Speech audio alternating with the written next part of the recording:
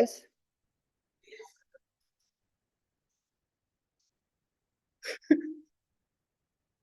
అలా వినిపిస్తుందన్నా? Yes, sir. మరి ఏమన్నా గుడ్ ఈవినింగ్ చెప్తే గుడ్ ఈవినింగ్ చెప్పరు. Good evening, sir. నమస్కారానికి నమస్కారం.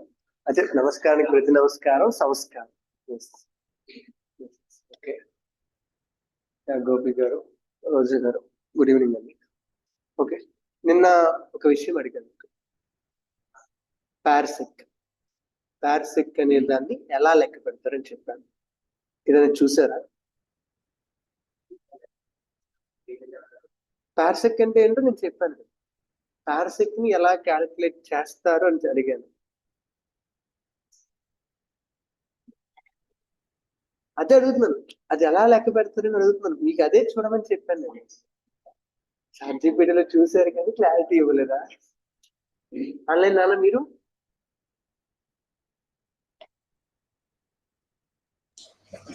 చూసాం కానీ అర్థం కాలేదు సార్. చూసారు కానీ అర్థం కాలేదా? Okay okay.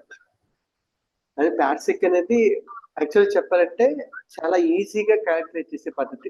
లైట్ ఇయర్ ఇవన్నీ కూడా రకరకాలుగా కొంచెం కష్టపడాల్సిన విషయం. ఓకే, పార్సెక్ ముందుకు తీసుకొచ్చారంటే అంత ఈజీ జరుగుతుంది. ఏంటి ఆ ఈజీనెస్ అంటే ఏం లేదు, చాలా సింపుల్ పార్సెక్ ని క్యాలిక్యులేట్ చేయడం.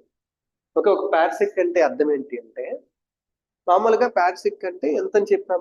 3.26 కాంతి సంవత్సరాలు, 3.26 లైట్ ఇయర్స్. ఓకే, సో అయితే 3.26 ఎందుకు వచ్చిందంటే చెప్తాను చూడండి. ఇప్పుడు మనం ఇక్కడ మధ్యలో సూర్యుడు ఉన్నాడు. ఓకే, సూర్యుడు చుట్టూ భూమి ఒక నిర్దిష్టమైన కక్షలో సూర్యుడు చుట్టూ కూడా తిరుగుతుంది. ఓకే, ఇలా తిరుగుతున్నప్పుడు ఒకవేళ నీకు ఏదో ఒక నక్షత్రం కనిపించింది ఆకాశంలో. ఓకే, ఈ నక్షత్రం ఆ నక్షత్రం ఏదో బియో ఏదో అనుకోండి. ఓకే, ఇప్పుడు ఆ నక్షత్రం యొక్క దూరాన్ని నువ్వు లెక్క పెట్టాలనుకుంటున్నావు. ఇప్పుడు లెక్క పెట్టాలంటే నీ దగ్గర ఉన్న ఆప్షన్ ఏంటి అంటే, దాని దూరాన్ని ఎలాగైనా లెక్క పెడతాం. సిగ్నల్స్ పంపించి ఆ సిగ్నల్స్ ఎప్పుడు వచ్చి ఇలాంటి వాటిని బేస్ చేసుకుని లెక్క పెట్టగలుగుతాం. బట్ అలా కాకుండా నీకున్న ఇంకొక ఛాన్స్ ఏంటి అంటే, ఇప్పుడు కోణాన్ని యూజ్ చేసుకొని లెక్క పెడతాం. దేన్ని యూజ్ చేసుకొని? కోణం, యాంగిల్స్ ని యూజ్ చేసుకుని. ట్రిగనామెట్రీలో మనకు ఉంటాయి కదా. ట్రిగనామెట్రీ ఏంటి అంటే, ఇప్పుడు ఇక్కడ నుంచి నువ్వు ఆ గ్రహాన్ని చూస్తావు, అదే నక్షత్రాన్ని చూస్తావు. ఓకే, కొంచెం కిందకి తీసుకొస్తున్నాను. ఓకే, ఇక్కడ నుంచి ఈ నక్షత్రాన్ని చూస్తావు. అయితే మనం ఎప్పుడు కూడా దీన్ని అంటే తెలుగు మీడియంలో మనకి పదం నాకు తెలియదు కానీ పారలాక్స్ ఎర్రర్ అంటారండి. ఏంటంటే పారలాక్స్ ఎర్రర్. పారలాక్స్ ఎర్రర్ అంటే అర్థం ఏంటి అంటే, ఏదైనా వస్తువు నువ్వు చూసే ప్లేస్ బట్టి అది ఎక్కడుందో నీకు కనిపించే పద్ధతి మారిపోతుంటది. ఓకే, అంటే నువ్వు ఒక దగ్గర నుంచి చూసినప్పుడు అది నీకు ఎదురుగా ఉన్నట్టు కనిపించవచ్చు. ఇంకో దగ్గరికి వెళ్ళి చూస్తే అది నీకు కుడి పక్కకు ఎడం పక్కకు వెళ్ళి ఉన్నట్టుగా కనిపించవచ్చు. అంటే నువ్వు చూసే విధానం బట్టి, చూసే ప్లేస్ బట్టి అది ఎక్కడ కనిపిస్తుందో మారిపోతుంది. నువ్వు ఇక్కడి నుంచి చూసినప్పుడు ఇది నీకు ఎక్కడి నుంచి వచ్చి ఎక్కడ ఉన్నట్టు కనిపిస్తుంది, ఎక్కడెక్కడ అంటే ఈ డైరెక్షన్ లో ఉన్నట్టుగా కనిపిస్తుంది. First one. ఓకే, తర్వాత ఒక 6 నెలలు భూమి అలా ఉండిపోతుందా? ఉండట్లేదు.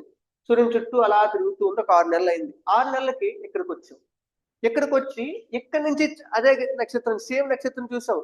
ఇప్పుడు సూర్యుడు ఆ నక్షత్రం రిలేటివ్ గా ఉన్నాయి కాబట్టి అంత టైంలో అది పొజిషన్ ఏమి మారిపోదు. ఓకే, ఇప్పుడు అదే నక్షత్రం నువ్వు ఇక్కడి నుంచి చూస్తే ఏం కనిపిస్తుంది? ఓకే, దాని యొక్క పొజిషన్ ఇటువైపు ఉన్నట్టుగా కనిపిస్తుంది, ఇటువైపు ఉన్నట్టుగా కనిపిస్తుంది. సో ఈ రెండింటిని నువ్వు అబ్జర్వ్ చేయగలిగావు. రెండు పొజిషన్స్ ని అబ్జర్వ్ అంటే ఏంటి? ఈ షిఫ్ట్ ఏదైతే ఉందో అంటే ఈ మధ్యలో ఉన్నది ఎప్పుడు ఒరిజినల్ ప్లేస్ లో కనిపించలేదు. ఓకే, నువ్వు ఎక్కడి నుంచి చూస్తేనే అది ఒరిజినల్ గా కనిపిస్తుంది. ఎక్కడి నుంచి చూస్తే ఇటువైపు ఉన్నట్టు కనిపిస్తుంది, ఎక్కడి నుంచి చూస్తే ఇటువైపు ఉన్నట్టుగా కనిపిస్తుంది. సో ఇప్పుడు ఈ రెండింటి వల్ల ఇలా జరగడం వల్ల ఇక్కడ ఒక ట్రయాంగిల్ ఏర్పడి ఒక కోణం ఏర్పడింది. చూసారా? ఒక కోణం ఏర్పడింది కదా. ఈ కోణమే మనకి పార్సెకండ్కి సంబంధించిన కోణం అనమాట. ఓకే, ఈ కోణాన్ని ఆధారంగా చేసుకొని, ఈ కోణం ఎంత వచ్చిందో ఆ కోణాన్ని ఆధారంగా చేసుకొని శాస్త్రవేత్తలు ఆ నక్షత్రం సూర్యుడికి ఎంత దూరంలో ఉంది అని చెప్పి చెప్తారనమాట. ఓకే, మనకి తెలుసు ఇప్పుడు ఈ కోణం తెలుసు, అలాగే మనకి భూమికి సూర్యుడికి మధ్య ఉన్న దూరం కూడా తెలుసు. సో ఇప్పుడు ఇది తీటా, ఇది దూరం ఎక్స్ అనుకోండి. ఇది మనకి ఎంత? 14.95 కోట్ల కిలోమీటర్లు. ఓకే, 14.956 కోట్ల కిలోమీటర్లు ఇది తెలుసు. సో ఇప్పుడు దీన్ని క్యాల్కులేట్ చేయడం ఈజీయే కాదా? సో ఇదే సింపుల్ గా చెప్పండి, పార్సెక్ అంటే ఇదేనండి. ఓకే, అంటే ఇక్కడ సెకండ్ అంటే అతను ప్యార్ సెకండ్ అంటే మనం ప్రతిసారి క్యాలిక్యులేట్ చేయక్కర్లేదు. ఈ యాంగిల్ ఒక ఆర్క్ సెకండ్ ఉంటే, ఒక ఆర్క్ సెకండ్ ఉందనుకోండి, ఒక డిగ్రీ కాదు, ఒక ఆర్క్ సెకండ్ ఉంటే ఆ నక్షత్రానికి మనకి దూరం ఒక ప్యార్ సెకండ్. ఒక ప్యార్ సెకండ్. సరే, ఒక ఆర్క్ సెకండ్ అంటే ఏంటో డౌట్ రావచ్చు. ఒక ఆర్క్ సెకండ్ అంటే డిగ్రీలో ఏంటండి? డిగ్రీ.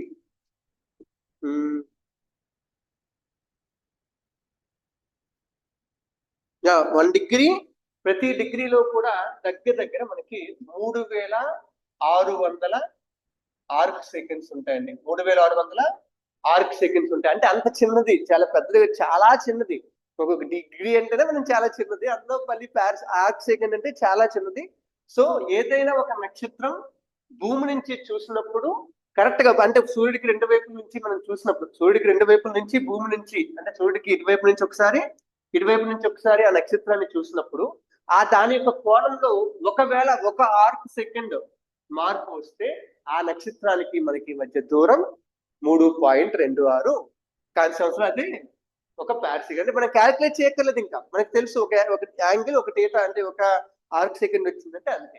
2 ఆర్క్ సెకండ్ వచ్చిందంటే మారుతుంది, 3 ఆర్క్ సెకండ్ వచ్చిందంటే మారుతుంది. సింపుల్ గా, అంటే ఒక ఆర్క్ సెకండ్ ని బేస్ చేసుకుని, అంటే ఏదైనా ఒక నక్షత్రం ఒక ఆర్క్ సెకండ్ యాంగిల్ ని ఏర్పరిస్తే దాన్ని మనం ఏమంటామండి? ఒక ప్యార్ సెకండ్ నుంచి పిలుస్తాం. ఏం పిలుస్తాము? ప్యార్ సెకండ్. అర్థమైందా ఆన్లైన్?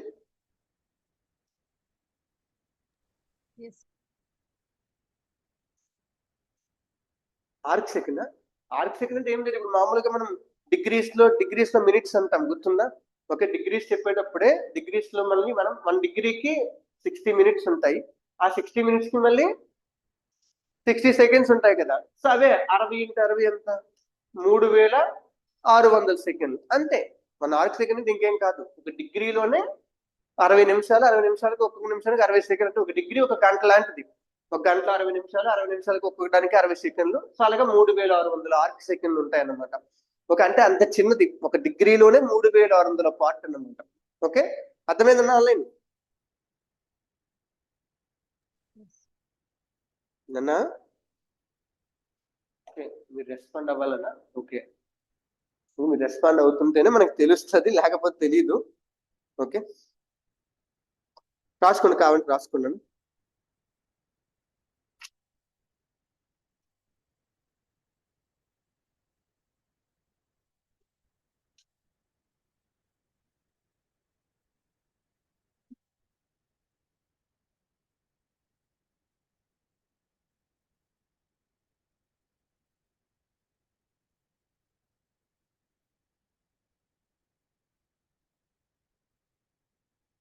ఓకే, భూమి నుంచి ఒక నక్షత్రాన్ని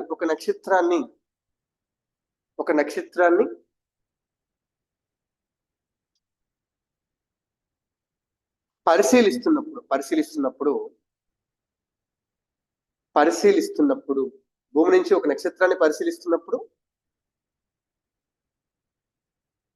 దాని యొక్క స్థానం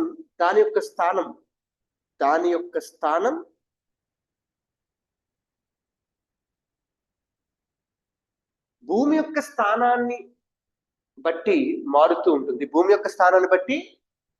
ఉంటుంది. అంటే మనం ఎక్కడి నుంచి చూస్తుందంటే, ఇక్కడి నుంచి చూస్తే ఒకలా కనిపిస్తుంది, ఒక దగ్గర ఉన్నట్టు. ఎక్కడి నుంచి చూస్తే ఒక దగ్గర ఉన్నట్టు కనిపిస్తుంది. అంటే మనం మన పొజిషన్ మారుస్తూ ఉంటే ఆటోమేటిక్ గా ఆ నక్షత్రం కూడా మారినట్టుగా కనిపిస్తుంటది. అంటే దాని పొజిషన్ మారినట్టుగా కనిపిస్తుంటుంది. ఓకే, భూమి యొక్క స్థానం బట్టి మారుతూ ఉంటుంది. ఈ విధంగా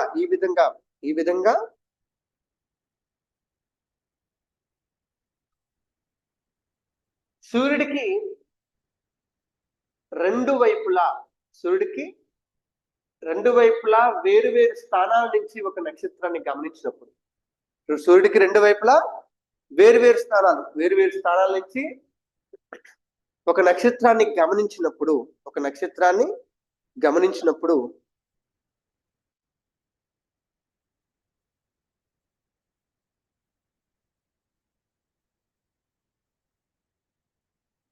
ఆ నక్షత్రం యొక్క స్థానంలో వచ్చిన మార్పు, ఆ నక్షత్రం యొక్క స్థానంలో వచ్చిన మార్పు వచ్చిన మార్పు ఖచ్చితంగా మార్పు వస్తుంది కదా, మనకు తెలుసు. ఓకే, ఆ నక్షత్రం యొక్క స్థానంలో వచ్చిన మార్పు ఒక ఆర్క్ సెకండ్ గా ఉంటే, ఒక ఆర్క్ సెకండ్ ఇలాగే రాసుకోండి, ఇంగ్లీష్ లోనే మెన్షన్ చేసుకోండి, పర్వాలేదు.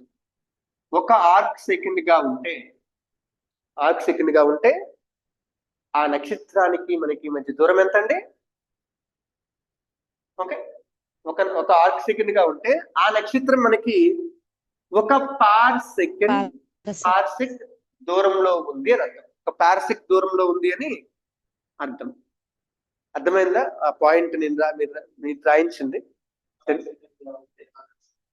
ఓకే, ఆ నక్షత్రం ఒక పార్సెక్ దూరంలో ఉంది అని అర్థం. ఒక పార్సెక్ దూరంలో ఉంది అని అర్థం.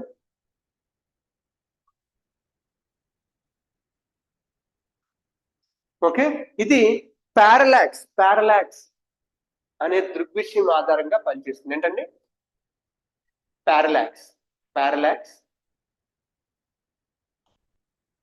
అనే దృగ్విషయం ఆధారంగా పనిచేస్తుంది. పారలాక్స్ దృగ్విషయం అనే టాపిక్ అండి బాబు.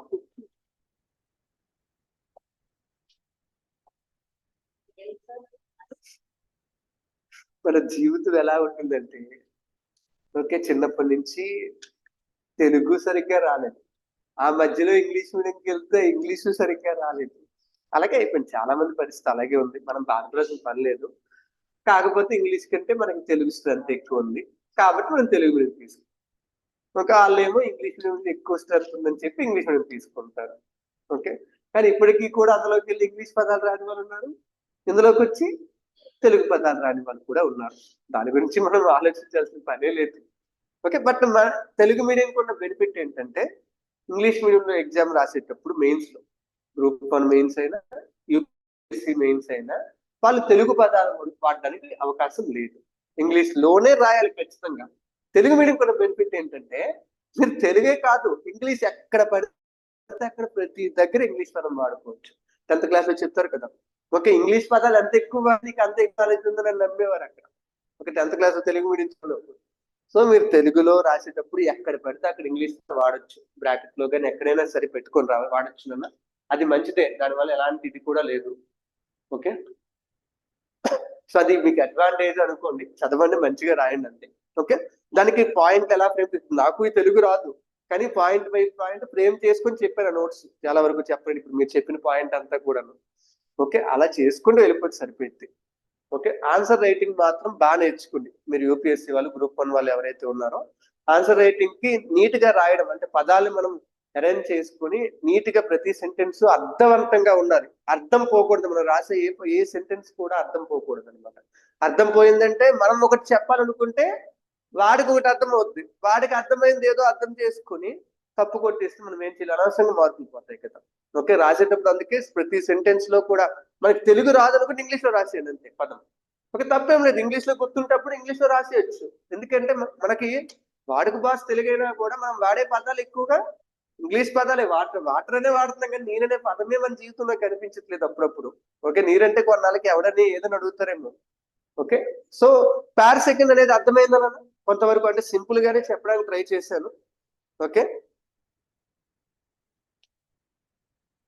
ఓకే, ఇదిగోండి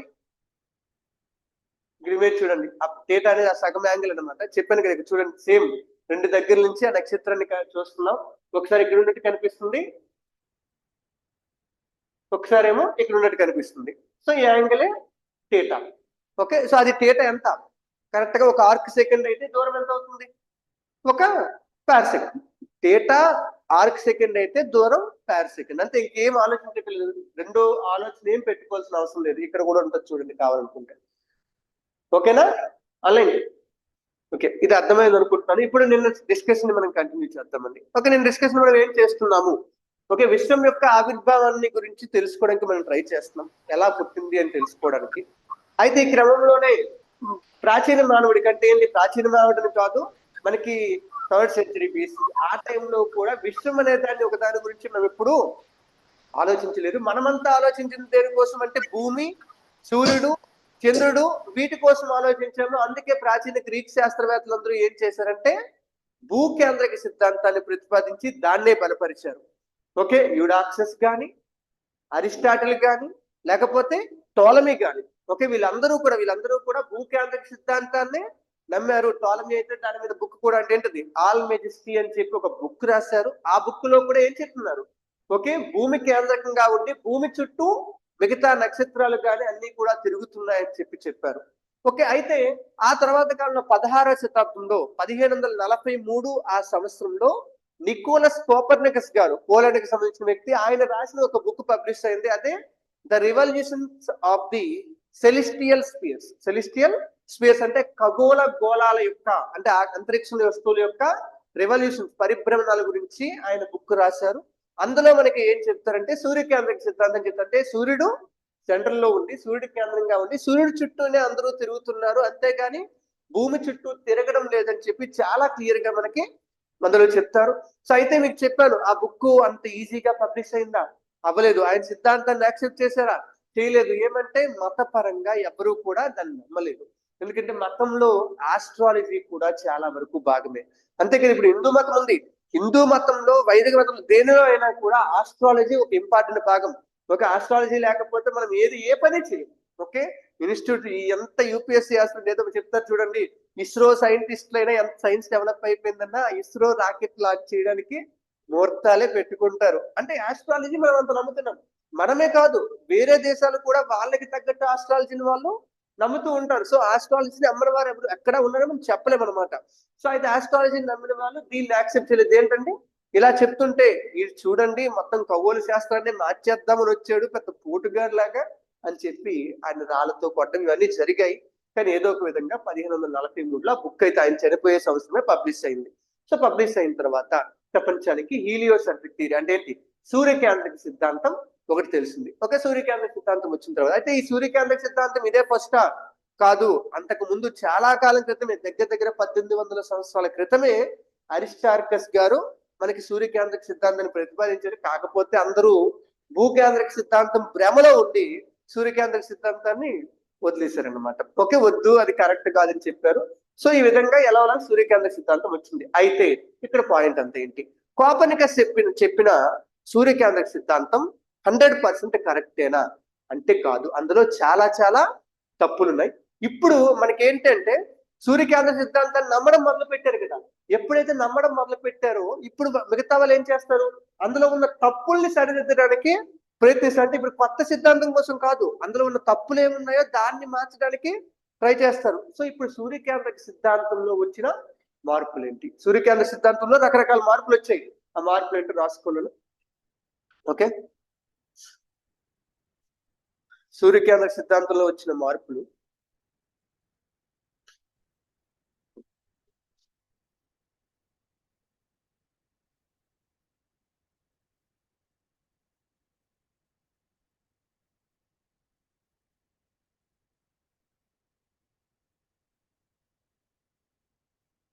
ఇది ఏంటిది, ఇది భూకేంద్ర సిద్ధాంతం. ఇది ఓకేనా, ఇమేజ్ కనిపిస్తుందా? కనిపిస్తుంది. ఓకే, సో సూర్యకేంద్ర సిద్ధాంతం వచ్చిన మార్పులు ఆ ఇమేజ్ చూసి అర్థం అవుతుందండి, అది వదిలేయండి ఎందుకు.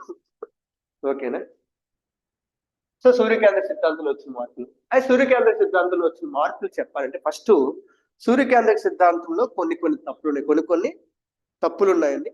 ఆ తప్పుల్లో ఒక ప్రధానమైన తప్పుని మనం చెప్పుకోవాల్సి ఉంటుంది. ఓకే, ఏంటి ఆ ప్రధానమైన తప్పు అంటే, సూర్యకేంద్ర సిద్ధాంతంలో ప్రతిసారి కోపర్నికస్ ఏం చెప్తారంటే మధ్యలో సూర్యుడు ఉన్నాడు, సూర్యుని చుట్టూ గ్రహాలు లేదా మిగతా అన్ని వస్తువులు తిరుగుతూ ఉన్నాయి.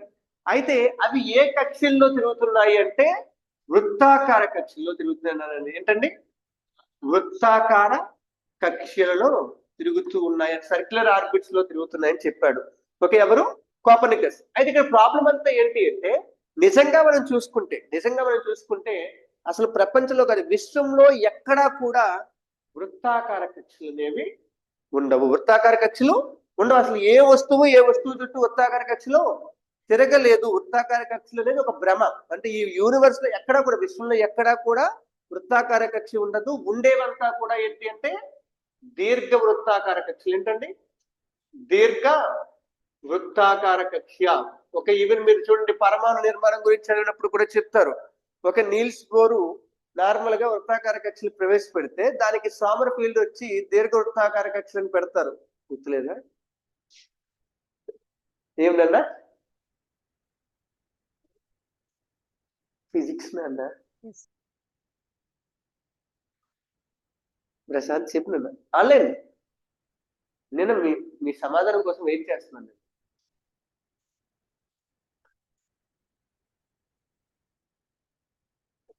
మౌనం అర్థాంగీకారం అంటారు. అసలు నేనేమి అవును కాదు అడగలేదు, నేను క్వశ్చన్ అడిగాను. ఓకే, నో ప్రాబ్లం, నేను చెప్తాను వినండి. ఇంకా ఏంటంటే మనకి ఇక్కడ వృత్తాకార కక్షలు ఉండవండి. వృత్తాకార కక్షలు ఎక్కడ ఉండవు. అయితే ఇక్కడ ఈ వృత్తాకార కక్షల విషయంలో ప్రాబ్లం వచ్చింది అనమాట. ఎవరికి? మనకి కోపర్నికస్ విషయం. అంటే అది ఉండవని చెప్పి వాళ్ళకి మనకి తెలిసి ఇప్పుడు ఓకే, బట్ వాళ్ళకి అంత నాలెడ్జ్ లేదు. ఆయన ఏమన్నాడు? వృత్తాకార కక్షల్లో తిరుగుతున్నాయని చెప్పేశాడు, అక్కడతో వదిలేశాడు. సో అయితే ఇప్పుడు అక్కడే పెద్ద ప్రాబ్లం వచ్చింది. దాన్ని సరిదిద్దడానికి ఇంకొక వ్యక్తి ముందుకొచ్చి ఆ కోపర్నికస్ సిద్ధాంతాన్ని అలాగే ఉంచి అందులో మార్పులు చేశాడు. అతని పేరే జోహన్నస్ కెప్లర్. చిన్నప్పుడు పేరు విని ఉంటారు కదా, విన్నారా? Johannes Kepler. Johannes Kepler. Johannes Kepler. Okay, yes yes yes okay. Johannes Kepler మనకి వచ్చేయండి, రాసుకోండి. ఇప్పుడు అక్కడే కింద నెక్స్ట్ కోపర్నికస్ సిద్ధాంతం ఉంది కదా, సూర్యకాంత సిద్ధాంతం.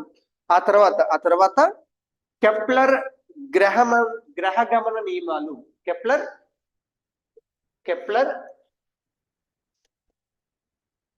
గ్రహగమన నియమాలు.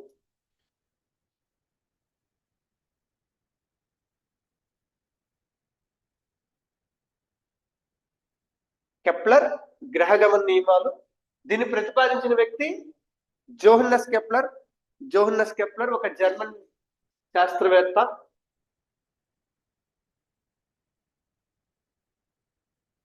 జోహన్నస్ కెప్లర్.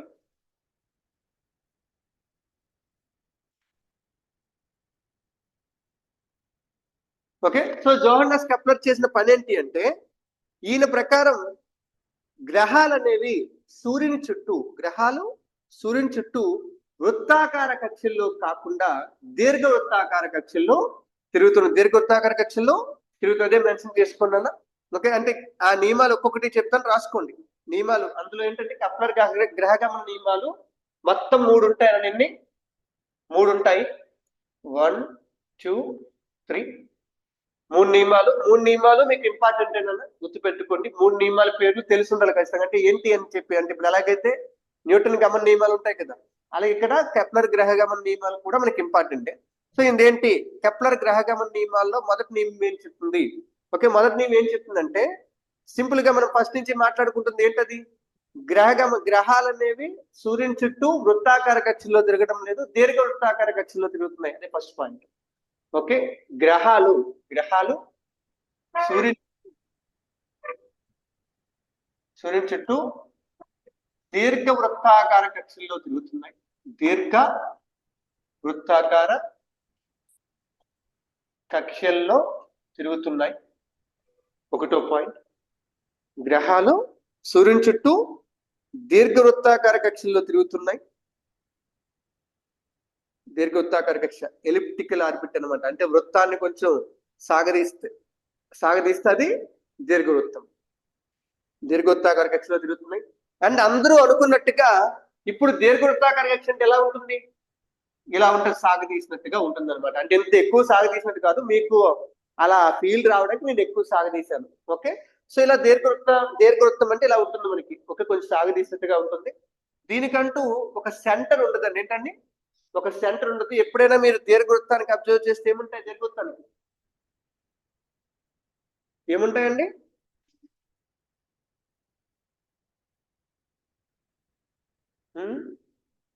ఫోకస్, నాభి. ఏంటండి? నాభి. ఓకే, ఇది 1వ నాభి, నాభి 1. ఇది 2వ నాభి అన్నమాట. ఓకే, 2 నాభులు ఉంటాయండి. ఓకే, ఎప్పుడు సర్కిల్ కి అయితే ఒక సెంటర్ ఉంటుంది. ఎప్పుడు దీర్ఘవృత్తానికి సెంటర్ అనేది ఉండదు, అసలు పొరపాటు కూడా సెంటర్ ఉండదు. దానికి ఉండేది ఏంటంటే ఫోకస్లు ఉంటాయి అన్నమాట. ఓకే, సో అయితే ఈ కెప్లర్ గ్రహగమన నియమం ప్రకారం ఏంటి అంటే, ఈ రెండు ఫోకస్ లో అంటే భూమి యొక్క కక్ష ఎలా ఉంది? ఒక దీర్ఘవృత్తాకార కక్ష ఉంది. ఆ దీర్ఘవృత్తాకార కక్షలో సూర్యుడు ఒక ఫోకస్ దగ్గర ఉంటే, సూర్యుడు ఒక ఫోకస్ దగ్గర ఉంటే, ఒక నాభి దగ్గర ఉంటే, భూమి ఆ సూర్యుని చుట్టూ దీర్ఘవృత్తాకార కక్షలో తిరుగుతూ ఉంటది. అంటే దీన్ని బట్టి మీరు అర్థం చేసుకోవచ్చు. చూడండి ఒకసారి, ఇక్కడ ఏమవుతుంది? భూమికి సూర్యునికి మధ్య దూరం నిరంతరము ఒకేలా ఉండదు. ఒకసారి భూమి సూర్యునికి దగ్గరగా వెళ్తుంది, అలాగే భూమి సూర్యునికి తర్వాత దూరంగా వెళ్తుంది. అంతేనా కాదా? చూడండి ఒకసారి. ఓకే, సూర్యుడు ఒక దగ్గర ఉన్నాడు, భూమి ఒక దీర్ఘవృత్తాకార కక్షలో తిరుగుతుంది. అది కూడా సెంటర్ కాదు కాబట్టి ఒకసారి కరెక్ట్ గా ఈ టైంలోనేమో ఎక్కడ ఉంటాడు? భూమి సూర్యుడికి దగ్గరగా ఉంటది. అండ్ ఈ టైంలోనేమో భూమి సూర్యుడికి దూరంగా ఉంటది. వీటినే మనం ఎపిహిలియాన్, పెరిహిలియాన్, అపహేలి, పరిహేలి అని చెప్పి పిలుస్తాం. ఒక భూమి సూర్యుడికి దూరంగా ఉండే సిచ్యువేషన్ ఏదైతే ఉందో దాన్ని మనం ఏమంటామండి? అపహేలి అని చెప్పి పిలుస్తాం. భూమి సూర్యుడికి దగ్గరగా ఉండే రోజు ఏదైతే ఉందో దాన్ని ఏమంటామండి? పరిహేలి. అంటే ఇవి తెలుగు పదాలు కాదు, ఇంగ్లీష్ పదాలే.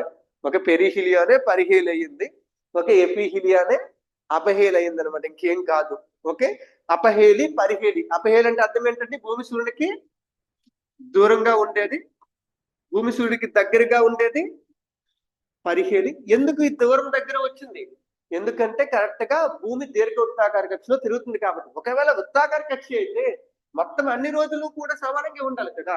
ఒక అన్ని రోజులు సమానంగా ఉండట్లేదు, అన్ని రోజులు ఒకే దూరం ఉండట్లేదు, దూరం ఖచ్చితంగా మారుతుంది. సో ఫస్ట్ నేమ్ ఏం చెప్తుందండి? గ్రహాలు సూర్యుని చుట్టూ దీర్ఘ వృత్తాకార కక్షలో తిరుగుతాయి. గ్రహాలే కాదు, మనం ఇప్పుడు స్పేస్ లోకి కొన్ని పంపిస్తాం, ఏంటవి? శాటిలైట్స్ కూడా ఖచ్చితంగా దీర్ఘ వృత్తాకార కక్షలోనే ఉంటాయి. ఓకే, లేదు అంటే చంద్రుడు భూమి చుట్టూ తిరిగేది కూడా దీర్ఘవృత్తాకార కక్ష. అందుకే చంద్రుడికి కూడా ఎపోజీ, పెరిజీ అంటారు. విన్నారా? ఎపోజీ, పెరిజీ. ఎపోజీ అంటే చంద్రుడు భూమికి దూరంగా ఉండే రోజు, పెరిజీ అంటే చంద్రుడు భూమికి దగ్గరగా ఉండే రోజు అనమాట. ఎపోజీ, పెరిజీ భూమికి అయితే ఇక్కడ ఏమంటాము? ఎపిహిలియాన్, పెరిహిలియాన్ అంటే అపహేలి, ఓకే, పెరిహిలియాన్ పరిహేలి. ఓకే, సో ఇలా ఉంటుంది అని చెప్పింది ఫస్ట్ పాయింట్ రాసుకున్నాను నేను ఆన్లైన్.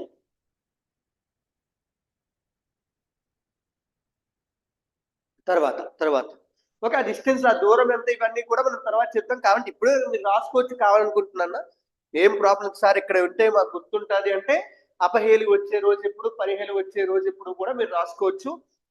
మనకి జనరల్గా పరిహేలి వచ్చే రోజేమో జనవరిలో వస్తుందండి. ఎప్పుడండి? జనవరి. మనకి శీతాకాలంలో రావడం వల్ల సూర్యుడికి దగ్గరగా వెళ్ళినా మనకి అంత టెంపరేచర్ లో మార్పు ఉండదు. లేకపోతే ఏమవుద్ది? దగ్గరికి వెళ్తే ఏమో మనం మామూలుగా చెప్తాను, 6 నెలలకు ఒకసారి ఖచ్చితంగా. అది డేట్ కూడా ఫిక్స్డే. డేట్ కూడా అపహేలి, పరిహేలి కూడా ఫిక్స్డ్ అండి. ఒక మనకి ఎపిహిలియన్ ఎప్పుడు వస్తుంది అంటే జూలై 4th అండి. జూలై 4వ తారీఖున, ప్రతి సంవత్సరం జూలై 4వ తారీఖున భూమి సూర్యునికి అత్యంత దూరంలో ఉంటుంది. దాన్ని మనం అపహేలి అని చెప్పి పిలుస్తాం. ఈ రోజు భూమికి సూర్యునికి మధ్య ఉండే దూరం ఎంత అంటే ఎంత అని చెప్పాను? భూమికి సూర్యునికి మధ్య ఉన్న ఎక్కువ దూరం ఎంత అని చెప్పాను? 14.98 angstroms. 14.95. అది యావరేజ్. ఎక్కువ దూరం ఎంత, తక్కువ దూరం ఎంత అని చెప్పాను? 15.2 కోట్ల కిలోమీటర్లు అని చెప్పాను. గుర్తున్న పాయింట్ పోలి ఏమన్నా ఆన్లైన్? Yes sir. 15.2 కోట్ల కిలోమీటర్లు అండి. దగ్గర 12.8. ఏంటన్నా? Okay sir. 15.2 దూరం. 15.2 crore కిలోమీటర్స్ అండి భూమి సూర్యునికి దూరంగా ఉండేది. అలాగే భూమి సూర్యునికి దగ్గరగా ఉండేది 14.7 crore కిలోమీటర్స్. యావరేజ్ ఏమో 14.95. Okay, average 14.95. ఓకే, ఈ 14.7 crore ఎప్పుడు వస్తుందంటే మనకి జనవరి 3వ తారీఖు వస్తుంది. ఎప్పుడండి? జనవరి 3వ తారీఖున వస్తుంది. జనవరి 3వ తారీఖు.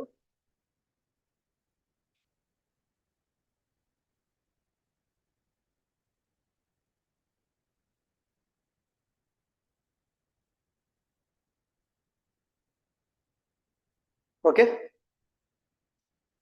సో ఇది ఫస్ట్ కెప్లర్ యొక్క మొదటి గ్రహ గమన నియమం అండి. రెండోది 2, 3 కొంచెం క్రిటికల్ గా ఉంటాయి. సింపుల్ గానే చెప్తాను, అదే అంతే, అక్కడ వరకే ఆలోచించుకోండి. ఓకే, రెండో పాయింట్ మనకి ఏం చెప్తుందంటే, ఇప్పుడు ఆయన చెప్పాలనుకుంటున్న విషయం ఏంటంటే, ఇప్పుడు భూమి మనకి చూడండి ఒకసారి, భూమి సూర్యుని చుట్టూ తిరుగుతుంది. భూమి సూర్యుని చుట్టూ ప్రతిసారి ఒకే వేగంతో తిరుగుద్దా? ఒకే వేగంతో అంటే మామూలుగా తన చుట్టూ తాను తిరిగేది కాదు. సూర్యుని చుట్టూ తిరిగేటప్పుడు వేగం ఒకేలా ఉంటుందా, మారుతుందా? ఎక్కువ అవుతుందా? దగ్గరకు ఉంటే ఎక్కువ స్పీడ్ తో వెళ్తుందా, దూరంగా ఉంటే ఎక్కువ స్పీడ్ తో వెళ్తుందా? చెప్పండి. అది వేరు, చలికాలంలో డే అయిపోవడం అది వేరు, తన చుట్టూ తాను తిరగడం అది. ఓకే, ఆలోచించండి. మామూలుగా జనరల్ గా ఇప్పుడు భూమి సూర్యుని చుట్టూ రోజు ఒకే స్పీడ్ తో తిరగగలదు. ఇప్పుడు ఒకసారి దగ్గరగా ఉంది, ఒకసారి దూరంగా ఉంది, స్పీడ్ ఒకేలా ఉంటుందా, మారుతుందా? ఓకే, మీకు చెప్తాను. స్పీడ్ ఖచ్చితంగా మారుతుంది. ఎందుకు అనేది మీకు చెప్తాను, వినండి ఒకసారి. ఓకే, క్లియర్ గా నోట్ చేసుకోవడానికి కూడా ట్రై చేయండి. ఏంటంటే ఇప్పుడు జనరల్ గా ఇక్కడ మనకి కనిపిస్తున్నంతా కూడా ఏంటండి, దీర్ఘవృత్తాకార కక్షలు అంటే ఒకసారి భూమి సూర్యునికి దూరంగా ఉంటుంది, ఒకసారి భూమి సూర్యునికి దగ్గరగా ఉంటుంది. అంటే ఈ రోజు మనకి దగ్గరగా ఉంటుంది, ఈ రోజేమో దూరంగా ఉంటుంది. ఎప్పుడు జనవరి 3వ తారీఖు దగ్గరగా ఉంటే, ఓకే, జూలై 4న దూరంగా ఉంటుంది. ఓకే, కరెక్ట్ గా 6 నెలలు అంతే. సో అయితే ఇక్కడ పాయింట్ అంతా ఏంటి అంటే, మనం జనరల్ గా ఏమనుకుంటాం, భూమి ఎప్పుడు ఒకే స్పీడ్ తో వెళ్తా అనుకుంటాం, బట్ వెళ్ళలేదు. ఎందుకు అంటే మామూలుగా ఇప్పుడు భూమి అసలు సూర్యుని చుట్టూ ఎందుకు తిరుగుతుందండి? తిరగాల్సిన అవసరం ఏంటి? అలా ఉండిపోవచ్చు కదా. ఎర్త్ అనే ప్లానెట్ సూర్యుని చుట్టూ తిరగకుండా అలా ఉండిపోవచ్చు కదా, ఎందుకు తిరుగుతుంది?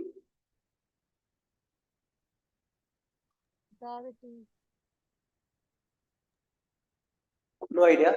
ఓకే, ఏమండి భూమి గ్రావిటీ వల్ల, చెప్పండి రోజు గారు. కరెక్ట్, గ్రావిటీ వల్ల తిరుగుతుంది.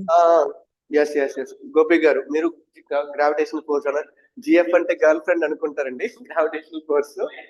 ఓకే, మీ అందరికి మైండ్ లో ఉంది, కానీ చెప్పడానికి భయపడుతున్నారు. భయపడక్కర్లేదు, నేనేం అన్ను. ఓకే, మీరు చెప్తే మంచిదేనా, మీరు చెప్పడమే నేను కోరుకుంటున్నాను, అంతేగాని వద్దు నేను ఎందుకు అడుగుతాను. తప్పైతే తప్పునని చెప్తాను అంతే, దాన్ని ఎలాంటి ప్రాబ్లం, కమ్యూనికేషన్ చేయండి, తప్పలేదు. ఓకే, భూమి అలా ఒక ప్లేస్ లో ఉండిపోకుండా సూర్యుని చుట్టూ తిరగడానికి కారణం ఏంటి అంటే, భూమికి భయం ఏంటి అంటే, సూర్యుడు ఒకవేళ భూమి అలా స్టెబుల్ ఒక దగ్గర ఉండిపోయింది అనుకోండి, అప్పుడు సూర్యుడు యొక్క గ్రావిటేషన్, సూర్యుడు యొక్క గురుత్వాకర్షణ శక్తి ఏం చేస్తుందంటే భూమిని తన వైపుగా లాక్కుంటది. ఓకే, ఏ భూమినే కాదు దేన్నైనా కూడా లాక్కుంటది. ఎందుకు? 2 వస్తువులు దగ్గరలో ఉన్నాయంటే ఖచ్చితంగా ఆ 2 వస్తువులకి మధ్య గురుత్వాకర్షణ శక్తి పనిచేస్తుంది. అందులో ఏదైతే పెద్ద వస్తువు ఉందో అది చిన్న వస్తువుని తన దగ్గరికి లావడానికి ట్రై చేస్తూ ఉంటది ఖచ్చితంగా. సో ఇప్పుడు భూమి సూర్యుని దగ్గరికి వెళ్ళిపోకుండా, సూర్యుడిలో పడిపోకుండా ఉండాలి. అప్పుడు ఏం చేయాలి? అది భూమి అంటే సూర్యుడు తన వైపు లాగుతున్న ఫోర్స్ ఏదైతే ఉందో ఆ బలానికి వ్యతిరేకంగా బయట వైపు ఇంకొక బలాన్ని అది సృష్టించుకోవాలి. బయట వైపు ఇంకొక బలం సృష్టించుకున్నాం అనుకోండి, ఇప్పుడు ఈ బలం సమానమైతే ఏమవుద్ది? భూమి అక్కడ ప్రతిరోజు అక్కడే ఉండడానికి అవకాశం ఏర్పడుద్ది. సో నువ్వు బయటకు వెళ్ళడానికి పనిచేసే బలం మనం చిన్నప్పుడు చదువుతాం, అపకేంద్ర బలం అని చెప్పి వాళ్ళు చదువుతాం. గుర్తుంది అపకేంద్ర బలం నాన్న? Centrifugal force. ఓకే, అపకేంద్ర బలం అంటే కేంద్రం నుంచి దూరంగా పనిచేసే బలాన్ని మనం ఏమంటామండి? అపకేంద్ర బలం అని చెప్పి పిలుస్తాం. అపకేంద్ర బలం అంటే ఏంటంటే, ఏదైనా వస్తువు ఇలా మనం చిన్నప్పుడు చెప్తారు ఎగ్జాంపుల్, ఒక చేతిలో ఒక దారం పట్టుకొని ఆ దారంకి చివర రాయి కట్టి తిప్పుతూ ఉంటే సడన్ గా ఆ తాడుని మనం వదిలేసామనుకోండి, రాయి దూరంగా వెళ్ళిపోయిందని చెప్తారు. ఎందుకు? అదే అపకేంద్ర బలం. కేంద్రం నుంచి ఏదైనా వస్తువు తిరుగుతూ ఉంటే, ఒక దాని చుట్టూ తిరుగుతూ ఉంటే బలం బయట వైపుగా పనిచేస్తుంది, దాన్ని మనం అపకేంద్ర బలం అని పిలుస్తాం. సో ఇక్కడ నుంచి ఈ భూమి ఇలా తిరగడం స్టార్ట్ చేస్తే, ఒక వేగంతో తిరుగుతుంటే అప్పుడు ఏమవుద్ది? దానికి కొంత అపకేంద్ర బలం వస్తుంది, అంటే బయటికి వెళ్ళిపోయే బలం వస్తుంది.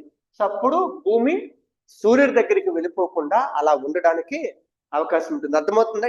ఏ వస్తువైనా సరే, ఇప్పుడు చంద్రుడు కూడా భూమి చుట్టూ తిరగడానికి కారణం అపకేంద్ర బలమే. అంటే అపకేంద్ర బలం లేకపోతే ఖచ్చితంగా గురుత్వాకర్షణ ఎక్కువైపోయి సూర్యుడిలోకి వెళ్ళిపోవడానికి అవకాశం ఉంది. అంటే ఇప్పుడు ఏంటంటే, భూమి ఒక పర్టికులర్ స్పీడ్ తో తిరిగితే ఖచ్చితంగా, ఒకే స్పీడ్ తో తిరిగితే ఖచ్చితంగా అలా అదే ప్లేస్ లో ఉండగలదు. అయితే ఇక్కడ ప్రాబ్లం అంటే ఏంటంటే భూమి ఎప్పుడు అదే స్పీడ్ లో తిరగగలదా అంటే తిరగలేదు అనమాట. ఒకసారి స్పీడ్లు ఎక్కువ అవ్వచ్చు, తక్కువ అవ్వచ్చు. దీనివల్ల ఏమవుతుంటాయంటే ఒకసారి యువతల బలం ఎక్కువ అవ్వచ్చు, లేదా ఒకసారి యువతల బలం ఎక్కువ అవ్వచ్చు. ఈ బలం ఎక్కువైతే ఏమవుద్ది, భూమి సూర్యుడికి దూరంగా వెళ్ళిపోయింది. ఆలోచించండి, అంతేనే కదా. అపకేంద్ర బలం ఎక్కువైపోతే భూమి సూర్యునికి దూరంగా వెళ్ళిపోయింది. లేదు, గురుత్వాకర్షణ శక్తి ఎక్కువైపోతే ఏమవుద్ది, భూమి సూర్యుడికి దగ్గరగా వచ్చేస్తుంది. ఆ విధంగా ఈ వస్తువు యొక్క కక్ష అంటే భూమి యొక్క కక్ష ఏమవుతుంది, ఒక దీర్ఘవృత్తాకార కక్ష షేప్ లోకి వచ్చేస్తుంది. ఏ షేప్ లోకి అండి, దీర్ఘవృత్తాకార కక్ష. అంటే ఇక్కడ ఎక్కడ మనకి మొత్తం విశ్వంలోనే వృత్తాకార కక్షలు ఉండవు, దీర్ఘవృత్తాకార కక్షలు మాత్రమే ఉంటాయి. సో ఈ దీర్ఘవృత్తాకార కక్షలు రావడానికి కారణం ఏంటి అంటే గురుత్వ బలానికి అలాగే అపకేంద్ర బలానికి మధ్య సయోధ్య లేకపోతే రెండింటికి మధ్య బ్యాలెన్స్ లేకపోవడం. రెండు కరెక్ట్ గా ఎప్పుడూ సమానంగా ఉండవు. ఒకవేళ రెండు సమానంగా ఉంటే ఖచ్చితంగా మనకి వృత్తాకార కక్షలు ఉండేవి. రెండు సమానంగా ఉండవు కాబట్టి దీర్ఘ వృత్తాకార కక్షలు కనిపిస్తాయి. అంటే ఒకసారి భూమి సూర్యుడికి దూరంగా వెళ్తుంది, ఒకసారి భూమి సూర్యుడికి దగ్గరగా వెళ్తుంది.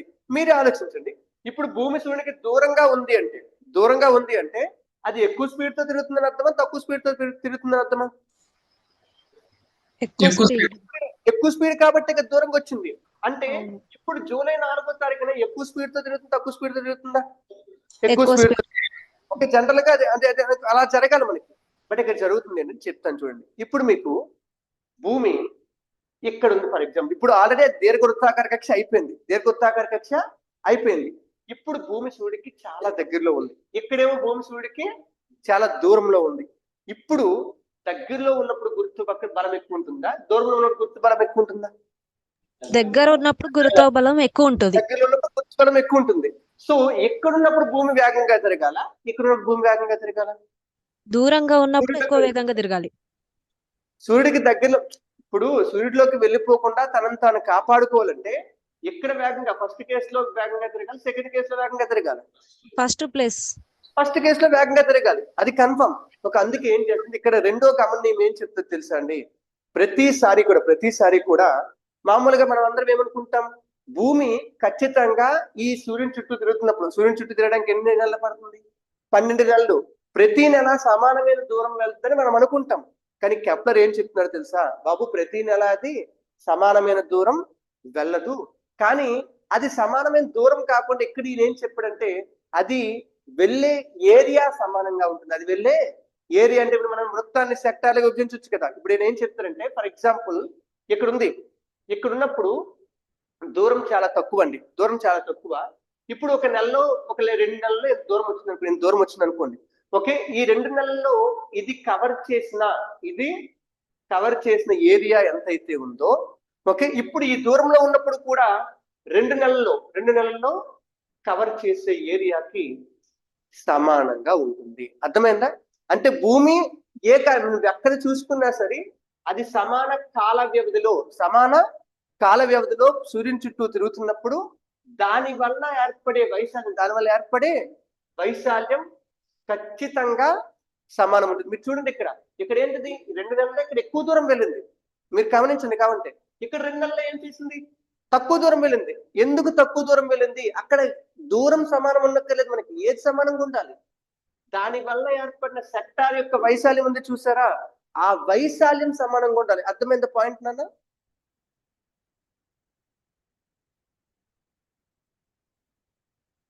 రోజు గారు, గోపి సార్ అర్థం ఉంది, కొంచెం కన్ఫ్యూజన్ కూడా ఉంది సార్. మళ్ళీ ఒకసారి పాయింట్ రాస్తే అర్థమవుతుంది ఒకసారి. Okay, okay sir. ఎర్త్ యొక్క రొటేషన్ కాదండి, ఎర్త్ యొక్క రెవల్యూషన్ వల్ల అంటే పరిభ్రమణం వల్ల ఏర్పడుతుంది అనమాట. గోపి గారు ఓకే సార్. ఓకే, పాయింట్ రాసుకొని చెప్తాను. సెకండ్ పాయింట్ అందుకే చెప్పాను కదా, అంటే కొంచెం క్లమ్జీగా ఉంటుంది, అర్థం చేసుకోవడంలోనే ఇది ఉంటుంది. సెకండ్ పాయింట్, దీర్ఘవృత్తాకార కక్షల్లో తిరుగుతున్నప్పుడు, సెకండ్ పాయింట్ రెండో నియమం, దీర్ఘవృత్తాకార కక్షల్లో తిరుగుతున్నప్పుడు భూమి మనం కాదు, దీర్ఘవృత్తాకార కక్షల్లో తిరుగుతున్నప్పుడు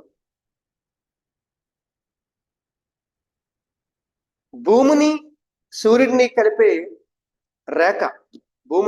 కలిపే ఊహాత్మక రేఖ అన్నమాట. అంటే అది ఉందా లేదా, ఉండదు కదా, మనం గీసుకున్నాం అంతే.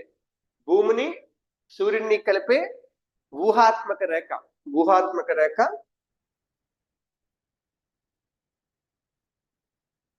ఊహాత్మక రేఖ, ఊహాత్మక రేఖ సమాన కాలాలలో అంటే ఈక్వల్ టైమ్స్ లో అనమాట, సమాన కాల వ్యవధులలో కావాలంటే మీకు కొంచెం ఈజీగా ఉందంటే మీకు ఏది అర్థమైతే అది రాసుకోండి. సమాన కాలాల్లో లేదా సమాన కాల వ్యవధుల్లో సమాన వైశాల్యాన్ని ఏర్పరుస్తుంది, సమాన వైశాల్యాన్ని ఏర్పరుస్తుంది, సమాన వైశాల్యాన్ని ఏర్పరుస్తుంది. అంటే ఈ లైన్ ఇక్కడ 2 నెలల్లో ఇంతే వైశాల్యాన్ని ఏర్పరిచింది, ఒక ఇక్కడ కూడా ఈ 2 నెలల్లో అంతే వైశాల్యం, ఒక డిస్టెన్స్ పెరిగింది, దూరం పెరిగింది, ఆ రేఖ యొక్క సైజ్ పెరిగింది. అప్పుడు ఏమైంది, డిస్టెన్స్ అంటే ఇది డిస్టెన్స్ తగ్గిపోయింది కాబట్టి, దూరం తగ్గిపోయింది కాబట్టి వైశాల్యం ఎలా ఉంది ఇప్పుడు మళ్ళీ సమానంగా, వైశాల్యం ఎప్పుడు సమానంగానే ఉంది. ఓకే, దీనికి ఇదిగోండి ఇక్కడ మీరు కావాలంటే చూడొచ్చు, ఇక్కడ 1 మంత్ వచ్చే చూడండి ఒకసారి. ఓకే, 1 మంత్ లో మొదటిసారి ఏమో ఇటువైపు దగ్గరగా ఉన్నప్పుడు ఒక నెలలో ఎంత వైశాల్యాన్ని కవర్ చేసింది. ఓకే, అంటే ఎక్కువ దూరం ప్రయాణించింది కరెక్ట్ గా చెప్పాలంటే. రెండోసారి దూరంగా ఉంది కాబట్టి తక్కువ దూరాన్ని మాత్రమే కవర్ చేసింది, కానీ వైశాల్యం మాత్రం ఏమైంది, సమానంగా ఉంది. వైశాల్యం మాత్రం సమానంగా ఉంది అంటే ఇక్కడ మీరు ఏంటి అంటే క్లియర్ గా గుర్తు పెట్టుకోవాల్సింది, భూమి సూర్యుని చుట్టూ తిరిగేటప్పుడు ఒక నెలలో వెళ్లే దూరం ప్రతిసారి సమానంగా ఉండదు. ఓకే, దూరం సమానంగా ఉంటుంది, అది ప్రయాణించే దూరం ఏది సమానంగా ఉంటుంది, దాని యొక్క వైశాల్యం, దాని వల్ల ఏర్పడే వైశాల్యం. అంటే ఇప్పుడు ఈ రేఖ ఉంది కదా, ఈ రేఖ ఫర్ ఎగ్జాంపుల్ ఇక్కడ ఏదో మీకు ఎగ్జాంపుల్ కంటే ఇక్కడ కూడా తీసుకొచ్చి ఇక్కడ రండి ఒకసారి, ఇక్కడ ఉంది, ఇక్కడికి వచ్చి ఇక్కడి నుంచి కరెక్ట్ గా ఒక నెలకి ఒకవేళ దూరం వెళ్ళింది అనుకోండి. ఓకే, ఇది దీని వైశాల్యం. ఇప్పుడు అవతలకి వెళ్ళినప్పుడు కూడా ఇక్కడికి వెళ్ళినప్పుడు ఏమైంది, దూరం పెరిగిపోయింది కాబట్టి దానివల్ల ఏర్పడే వైశాల్యం తక్కువ దూరం ప్రయాణించినా చాలు, తక్కువ దూరం ప్రయాణించినా కూడా అంతే వైశాల్యం వస్తుంది. అంటే వైశాల్యం సమానం అవ్వడమే మన యొక్క మెయిన్ టార్గెట్ అన్నమాట, కెప్లర్ 2వ గమన నియమం ప్రకారం. ఓకే, సో అంటే ఒక రేఖ, భూమిని సూర్యుడిని కలిపే రేఖ సమాన కాల వ్యవధుల్లో సమాన వైశాల్యాన్నే ఏర్పరుస్తుంది. 2వ గమన నియమం. మూడోది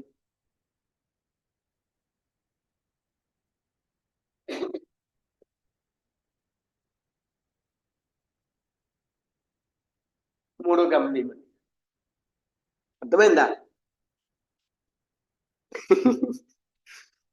ఓకే, మూడో గమన నియమం ఏంటి అంటే ఇది మనకి కాలానికి సంబంధించింది. ఏంటంటే కాలానికి సంబంధించింది అనమాట. రాసుకోండి ఒకసారి, చెప్తాను, రాసుకోండి. మూడో గమన నియమం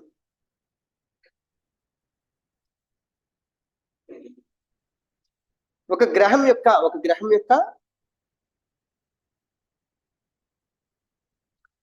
పరిభ్రమణ కాలానికి వర్గం. పరిభ్రమణ కాలం అంటే టైం పీరియడ్. అంటే మనం భూమికి అయితే టైం పీరియడ్ ఎంత, 1 సంవత్సరం 365 రోజులు. ఓకే, అంతే కదా. సో దాని యొక్క వర్గం టీ స్క్వేర్, పరిభ్రమణ కాలం యొక్క వర్గం ఎప్పుడు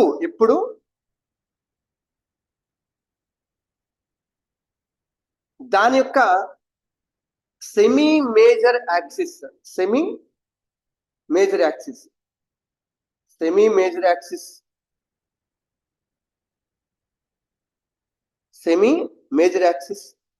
యొక్క పొడవుకి, సెమీ మేజర్ యాక్సిస్ యొక్క పొడవు యొక్క గణం.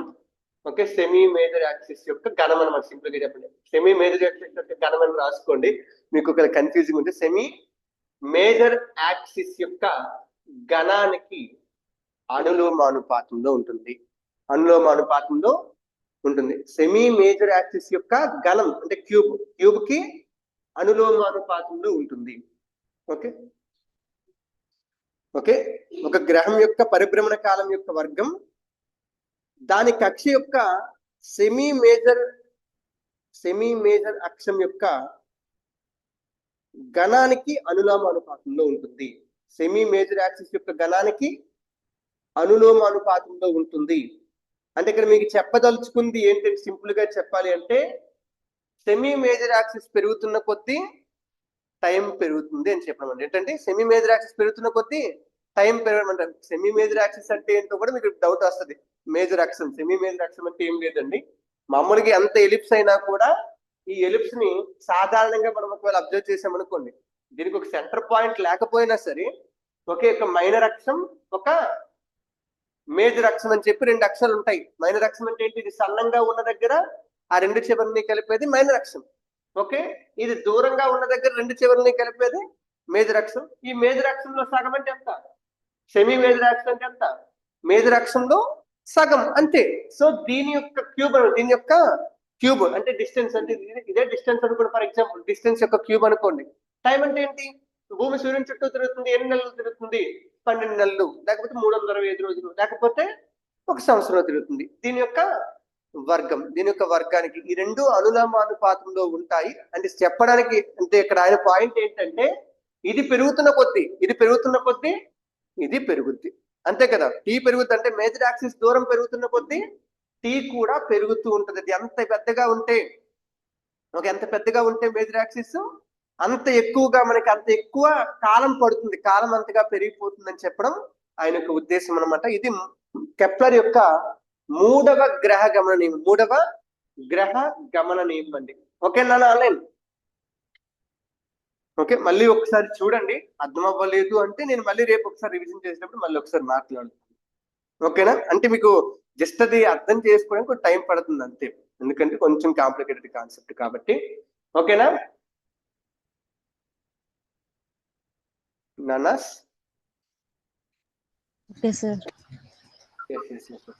సో 3 నియమాలు రాశారు కదా. సో కెప్లర్ గ్రహ గమన నియమాలు దేనికోసం ఉద్దేశించినవండి, కోపర్నికస్ సిద్ధాంతంలో ఉన్న వృత్తాకార కక్షల్ని దీర్ఘవృత్తాకార కక్షలతో రీప్లేస్ చేయడానికి ఉద్దేశించినవే కెప్లర్ గ్రహ గమన నియమాలు. సో కెప్లర్ వచ్చేసాడు. కెప్లర్ తర్వాత కొన్ని ప్రూఫ్స్ వచ్చాయి మనకి. అంటే కొంతవరకు అంటే కెప్లర్ నియమం వల్ల ఏమైందంటే కోపర్నికస్ నియమం ఇంకా బలంగా మారింది అనమాట. ఇప్పుడు ఇలాంటి టైంలో ఇంకొక వరస్ట్ ఫెలో వస్తారండి. ఆయనే మీకు తెలిసిన గెలీలియో రాసుకోండి. Galileo Galilei. Okay, next one. Okay, ఇప్పుడు కెప్లర్ తో పాటు కోపర్నికస్ నియమాలకి సంబంధించిన ఇంకొక వ్యక్తి గెలీలియో గెలీలీ. టెలిస్కోప్ ని కనిపెట్టారని మీకు చిన్నప్పటి నుంచి చెప్తారు కదా, ఆయన అనమాట. ఓకే, గెలీలియో గెలీలీ అండి. ఓకే, గెలీలియో గెలీలీ మనకి జనరల్ గా ఏం చెప్తారంటే ఈయన టెలిస్కోప్ ని కనిపెట్టారని చెప్తారు, కానీ టెలిస్కోప్ ని కనిపెట్టిన వ్యక్తి ఈయన కాదు. పక్కన రాసుకోండి. టెలిస్కోప్ ని కనిపెట్టిన వ్యక్తి 1608వ సంవత్సరంలో హ్యాన్స్ లిప్పర్సై అనే వ్యక్తి. 1608వ సంవత్సరంలో హ్యాన్స్ లిప్పర్సై అనే వ్యక్తి ఒక డచ్ గ్లాస్ మేకర్ అన్నమాట ఈయన. ఓకే, అద్దాలు తయారు చేసే వ్యక్తి. ఈయన 1608వ సంవత్సరంలో టెలిస్కోప్ ని కనిపెట్టారంటే టెలిస్కోప్ అంటే మీకు తెలుసు. ఓకే, చాలా దూరంలో ఉన్న వస్తువులని చూడడానికి ఉపయోగించే పరికరం, వాటిని పెద్దదిగా చేసి చూడడానికి ఉపయోగించే పరికరం టెలిస్కోప్. ఇంకా దూరంగా ఉన్న వస్తువులను, అదే ఆయన పేరు. 1608లో హ్యాన్స్ లిప్పర్సై అనే వ్యక్తి టెలిస్కోప్ ని కనిపెట్టాడు. ఈ టెలిస్కోప్ ఏంటి అంటే ఆకాశంలో ఉన్న వస్తువులు 3 రెట్లు పెద్దదిగా చేసి చూపించగలదు అనమాట. అంటే చంద్రుడినైనా ఎవరినైనా కూడా 3 రెట్లు పెద్దదిగా చేసి చూపించగలదు, చాలా దూరంలో ఉన్న వస్తువులు కూడా. సో దీన్ని విన్నాడు ఎవరు, గెలీలియో గెలీలీ వినేసి ఏం చేశాడంటే 1609లో ఆయన ఒక టెలిస్కోప్ ని తయారు చేసుకున్నాడు. అంటే ఆయన చూడలేదు కానీ ఓకే ఇది ఎవడో హ్యాన్స్ లిప్పర్సై ఒక టెలిస్కోప్ ని తయారు చేసినంట, ఇలా అంటే ఈ సూత్రాల ఆధారంగా ఆయన తయారు చేశాడు, దూరం నుంచి వస్తువులు చూడొచ్చు అంట అని తెలియగానే ఈయన ఏం చేశాడు, ఆ ప్రిన్సిపల్ ని బేస్ చేసుకుంటే ఆయన చెప్పిన విషయాలను తెలుసుకొని ఈయన ఒక టెలిస్కోప్ ని తయారు చేసుకున్నాడు. 1609వ సంవత్సరంలో ఒక టెలిస్కోప్ ని తయారు చేశారు. ఓకే, ఈయన 1609లో గెలీలియో కూడా ఒక టెలిస్కోప్ ని తయారు చేశారు. ఓకే, కాకపోతే ఇదేంటంటే అక్కడ కనిపించే వస్తువుని 20 రెట్ల వరకు జూమ్ చేసి చూపించగలదు అనమాట. అంటే అక్కడ ఉన్న చిన్నదాన్ని మళ్ళీ 20 రెట్లు పెద్దదిగా చేసి చూపించగలదు. సో అలాంటి ఒక టెలిస్కోప్ ని గెలీలియో తయారు చేసుకున్నారు. 20 పక్కన తప్పు పెట్టకండి, మళ్ళీ తప్పు అని కాదు, అది 20 టైమ్స్ 20x అని అర్థం అనమాట. మీ సెల్లో ఉంటుంది జూమ్ కదా, okay, 5x 10x 20x 30x 100x 200x అలాగా. ఓకే, సో దీని విధంగా ఈయన ఏం చేసింటే 1610వ సంవత్సరంలో ఓకే మొదటిసారిగా అంతరిక్షంలోకి టెలిస్కోప్ సహాయంతో చూసిరండి. మొదటిసారిగా అంతరిక్షంలోకి టెలిస్కోప్ సాయంతో చూశారు. అంతవరకు విశ్వాన్ని చూసిన ప్రతి ఒక్కరూ కూడా కళ్ళతో, సాధారణమైన కళ్ళతోనే చూశారు. చెప్పిన ప్రతి దాన్ని కూడా ఆ విధంగా చెప్పారు. ఎవరి దగ్గర ఏ పరికరాలు లేవు. బట్ 1610వ సంవత్సరంలో ఒక టెలిస్కోప్ ని తయారు చేసుకుని ఆ టెలిస్కోప్ తో ఆకాశంలోకి చూసిన వ్యక్తి గెలీలియో.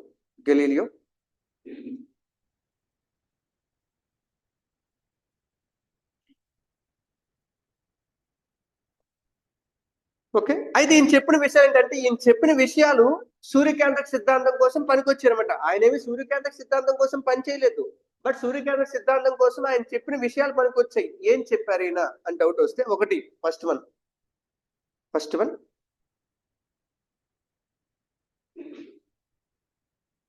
ఈయన మొదటిసారిగా గమనించారండి, for the first time telescope తో ఉపగ్రహాన్ని కనిపెట్టాడు. దేనికి సంబంధించిన ఉపగ్రహాలు తెలుసా?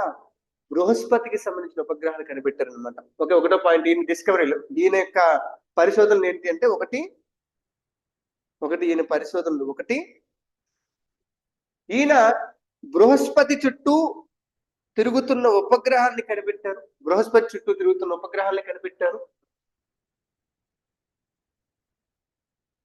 బృహస్పతి చుట్టూ కొన్ని ఉపగ్రహాలు తిరుగుతున్నాయండి అని చెప్పారనమాట. బృహస్పతి చుట్టూ తిరుగుతున్న ఉపగ్రహాలను కనిపెట్టారండి. ఓకే, మొత్తం ఆయన బృహస్పతికి సంబంధించి 4 ఉపగ్రహాలు కనిపెట్టారు అనమాట.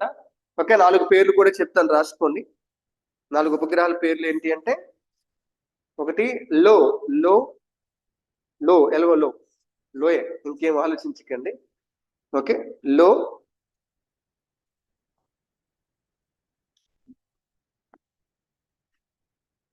యూరోపా,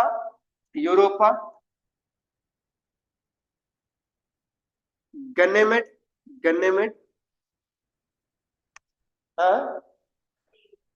నేను రాసానా? సారీ, యూరోపా అన్న, నేను యూరోప్ అని చెప్పాను కదా, తప్పుగా రాశానా, సారీ. యూరోపా, గన్నెమెడ్, కలిస్టో.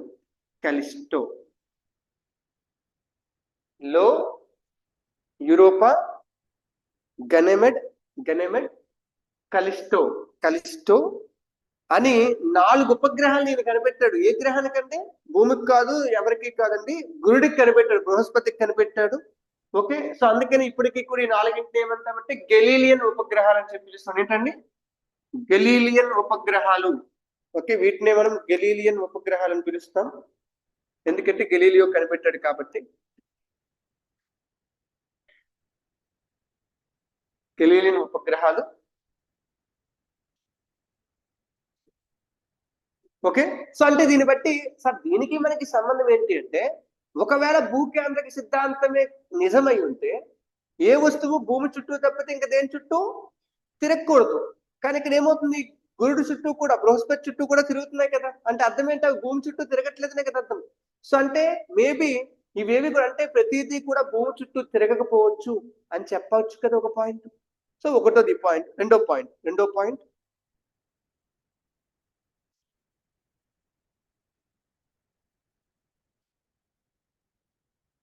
ఈయన అబ్జర్వ్ చేసిన రెండో పాయింట్ ఏంటి అంటే, శుక్రగ్రహానికి దశలు ఉన్నాయని గుర్తించారు. ఏంటండి? శుక్రగ్రహానికి దశలు ఉన్నాయని గుర్తించారన్నమాట. సెకండ్ పాయింట్ అండి.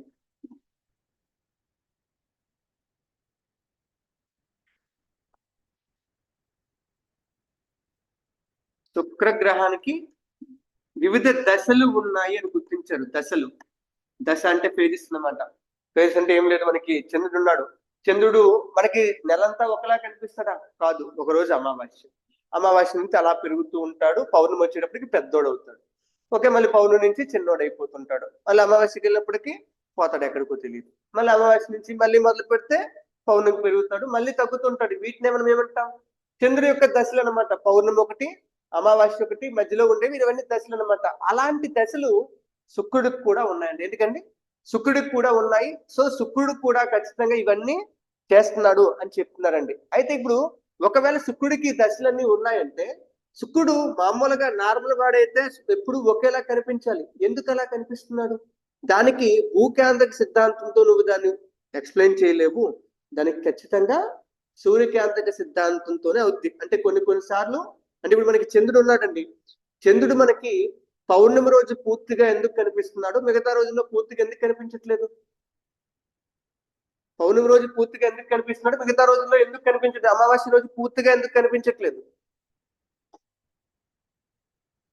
చెప్పండి, అర్థమైంది క్వశ్చన్? చంద్రుడు పౌర్ణమి రోజు ఎందుకు పూర్తిగా కనిపిస్తున్నాడు, అమావాస్య రోజు పూర్తిగా ఎందుకు కనిపించట్లేదు? పూర్తిగా ఓకే, లేదంటే మిగతా రోజుల్లో సగం సగం ఎందుకు కనిపిస్తున్నాడు? ఏం నాలైన్ గోపి గారు, రోజు గారు,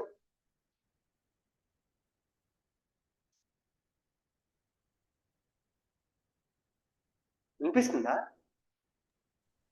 ఓకే, తెలీదా? ఓకే ఓకే, నేను ఏం లేదండి, చాలా సింపులే. ఇప్పుడు ఇదిగోండి, ఇది మన సూర్యమామ అనుకోండి. ఓకే, ఇక్కడ భూమి ఉంది అనుకోండి. ఓకే, దట్ భూమి చుట్టూ చందమామ ఇలా తిరుగుతూ ఉందనుకోండి, ఇలా తిరుగుతుంది అనుకోండి. ఓకే, అయితే ఒకవేళ చంద్రుడు మనకి కనిపించాలి అంటే అర్థం ఏంటి అంటే చంద్రుడి మీద పడిన కాంతి భూమి మీదకి రావాలి. ఇప్పుడు చూడండి, ఇప్పుడు ఈ స్థానంలో చూడండి, ఫస్ట్ ఇది ఈ స్థానంలో. ఓకే, ఈ స్థానంలో చూస్తే ఇప్పుడు ప్రతిసారి కూడా చంద్రుడు మొత్తం సూర్యకాంతి పడుతుందా? పడదు. చంద్రుడిలో కేవలం కొంత భాగానికే సూర్యకాంతి పడి వెనక భాగం అంతా ఎలా ఉంటుంది? చీకటిగా ఉంటుంది. ఓకే, ఇప్పుడు ఫర్ ఎగ్జాంపుల్ ఈ రోజు మనం చూసుకుంటే చంద్రుడి మీద కాంతి పడుతున్న ప్రాంతం అంతా ఎటువైపు ఉంది? సూర్యుడి వైపు ఉంది. అంటే భూమి వైపు చీకటి ప్రాంతం ఉంది. భూమి వైపు చీకటి ప్రాంతం ఉంటే మన వైపు ఏం కనిపిస్తుంది? ఏమీ కనిపించదు, పూర్తిగా చీకటే కనిపిస్తుంది. అమావాస్య రాత్రి కాదు, పగలు కాదు, అది అమావాస్య. ఎందుకంటే ఆ రోజు మొత్తం చంద్రుడి యొక్క రిఫ్లెక్టింగ్ సర్ఫేస్ అంటే ఏంటది రిఫ్లెక్షన్ ఏమంటారండి? పరావర్తనం. ఓకే, పరావర్తనం చెందిస్తున్న తలం ఏదైతే ఉందో అది ఎంత ఎటువైపు ఉంది? సూర్యుడి వైపు ఉండిపోయింది. మన వైపు చీకటి వైపు ఉంది కాబట్టి మనకి చీకటి కనిపిస్తుంది. అదే ఇప్పుడు ఈ చివరికి ఇది రండి, ఇక్కడికి రండి, ఇక్కడికి వచ్చి చూసాం అనుకోండి. ఈ రోజు ఓకే, ఇది అంటే చంద్రుడు ఎప్పుడైనా సరే ఇది మారదండి. చంద్రుడిలో సూర్యుడి వైపు ఉండేది వెళ్తుంటూ ఉంటుంది, అవతల వైపు ఉండేది చీకటితో ఉంటది. ఇప్పుడు మనకి కరెక్ట్ గా చూస్తే ఈ రోజు భూమి నుంచి చూస్తే చూడండి, భూమి మీదకి కొంతవరకు చంద్రుడి మీద నుంచి రిఫ్లెక్ట్ అవుతున్న లైట్ భూమి మీదకి వస్తుంది. సో అందుకే ఏం కనిపిస్తాడు? సగం కనిపిస్తాడు. ఆ సగం మిగతా సగం ఏం కనిపిస్తుంది? చీకటి కనిపిస్తుంది. అంతేనా? సో ఇప్పుడు ఇది ఇక్కడికి వెళ్ళారనుకోండి, ఇక్కడికి చివరి అంటే ఈ ప్లేస్కి వెళ్ళారనుకోండి, ఈ ప్లేస్ లో ఏమవుతుంది?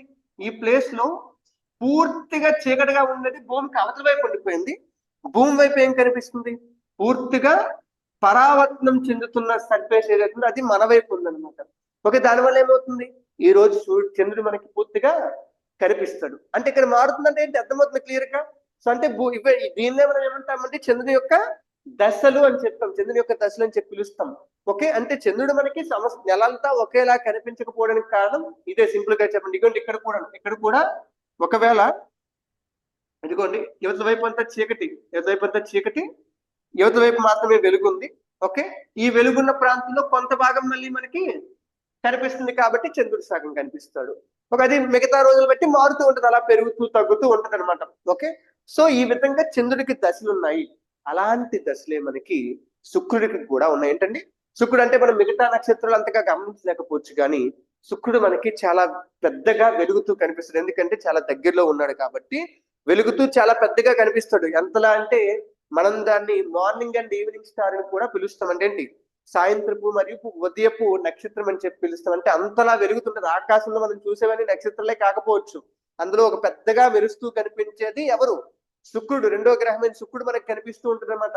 అయితే అది అంత పెద్దది కాబట్టి ఒకవేళ దాని వెలుతురు తగ్గినా పెరిగినా మనం ఈజీగా చెప్పగలుగుతాం. సో అయితే ఈయన చెప్పింది ఏంటి అంటే, చంద్రుడికి ఎలాగైతే దశలు ఉన్నాయో ఆ శుక్రుడికి కూడా దశలు ఉన్నాయి. అరే బాబు, శుక్రుడికి దశలు ఎందుకు ఏర్పడ్డాయి? శుక్రుడికి దశలు ఉన్నాయంటే అది భూకేంద్రక సిద్ధాంతం వల్ల అవ్వదు, అది ఖచ్చితంగా సూర్యకేంద్రక సిద్ధాంతం వల్లే అయి ఉండాలి. అంటే ఇప్పుడు శుక్రుడు ఇక్కడెక్కడో ఇక్కడెక్కడో తిరుగుతున్నాడు. చూడండి ఒకసారి, ఇక్కడ తిరుగుతున్నాడు, ఇక్కడ ఉన్నాడు అనుకోండి ఫర్ ఎగ్జాంపుల్.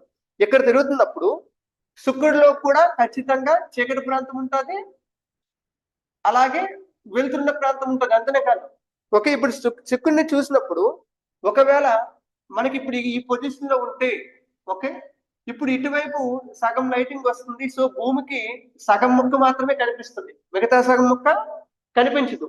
సో అంటే అర్థం ఏంటి? ఇవన్నీ కూడా సూర్యుని చుట్టూ తిరుగుతున్నాయి, భూమి చుట్టూ కాదు. వాటన్నిటికీ కాంతినిస్తుంది కూడా ఎవరంటే సూర్యుడే అని చెప్పి సూర్యకేంద్రక సిద్ధాంతాన్ని మళ్ళీ బలపరిచింది. రెండో పాయింట్ అనమాట. అర్థమైందన్నా? ఓకే. సో అదే రెండో పాయింట్ మెన్షన్ చేసుకోండి. శుక్రగ్రహానికి దశలు ఉన్నాయి, ఓకే. చంద్రుడి లాగానే శుక్రుడికి కూడా, ఓకే, పౌర్ణమి, అమావాస్య లాంటి దశలు ఉన్నాయి, లాంటి దశలు కనిపిస్తున్నాయి. ఓకే. చంద్రుడి లాగానే శుక్రగ్రహం కూడా పౌర్ణమి, అమావాస్య లాంటి దశలను ప్రదర్శిస్తుంది. ఓకే. మీకు అంటే పౌర్ణమి, అమావాస్య పక్కన నెలవంక కూడా పెట్టుకోవచ్చు. ఓకే. నెలవంక అంటే తినేది కాదండి. ఓకే. దశలను ప్రదర్శిస్తుంది. ఇది కేవలం సూర్యుని చుట్టూ గ్రహాలు తిరగడం వల్లే సాధ్యమవుతుంది.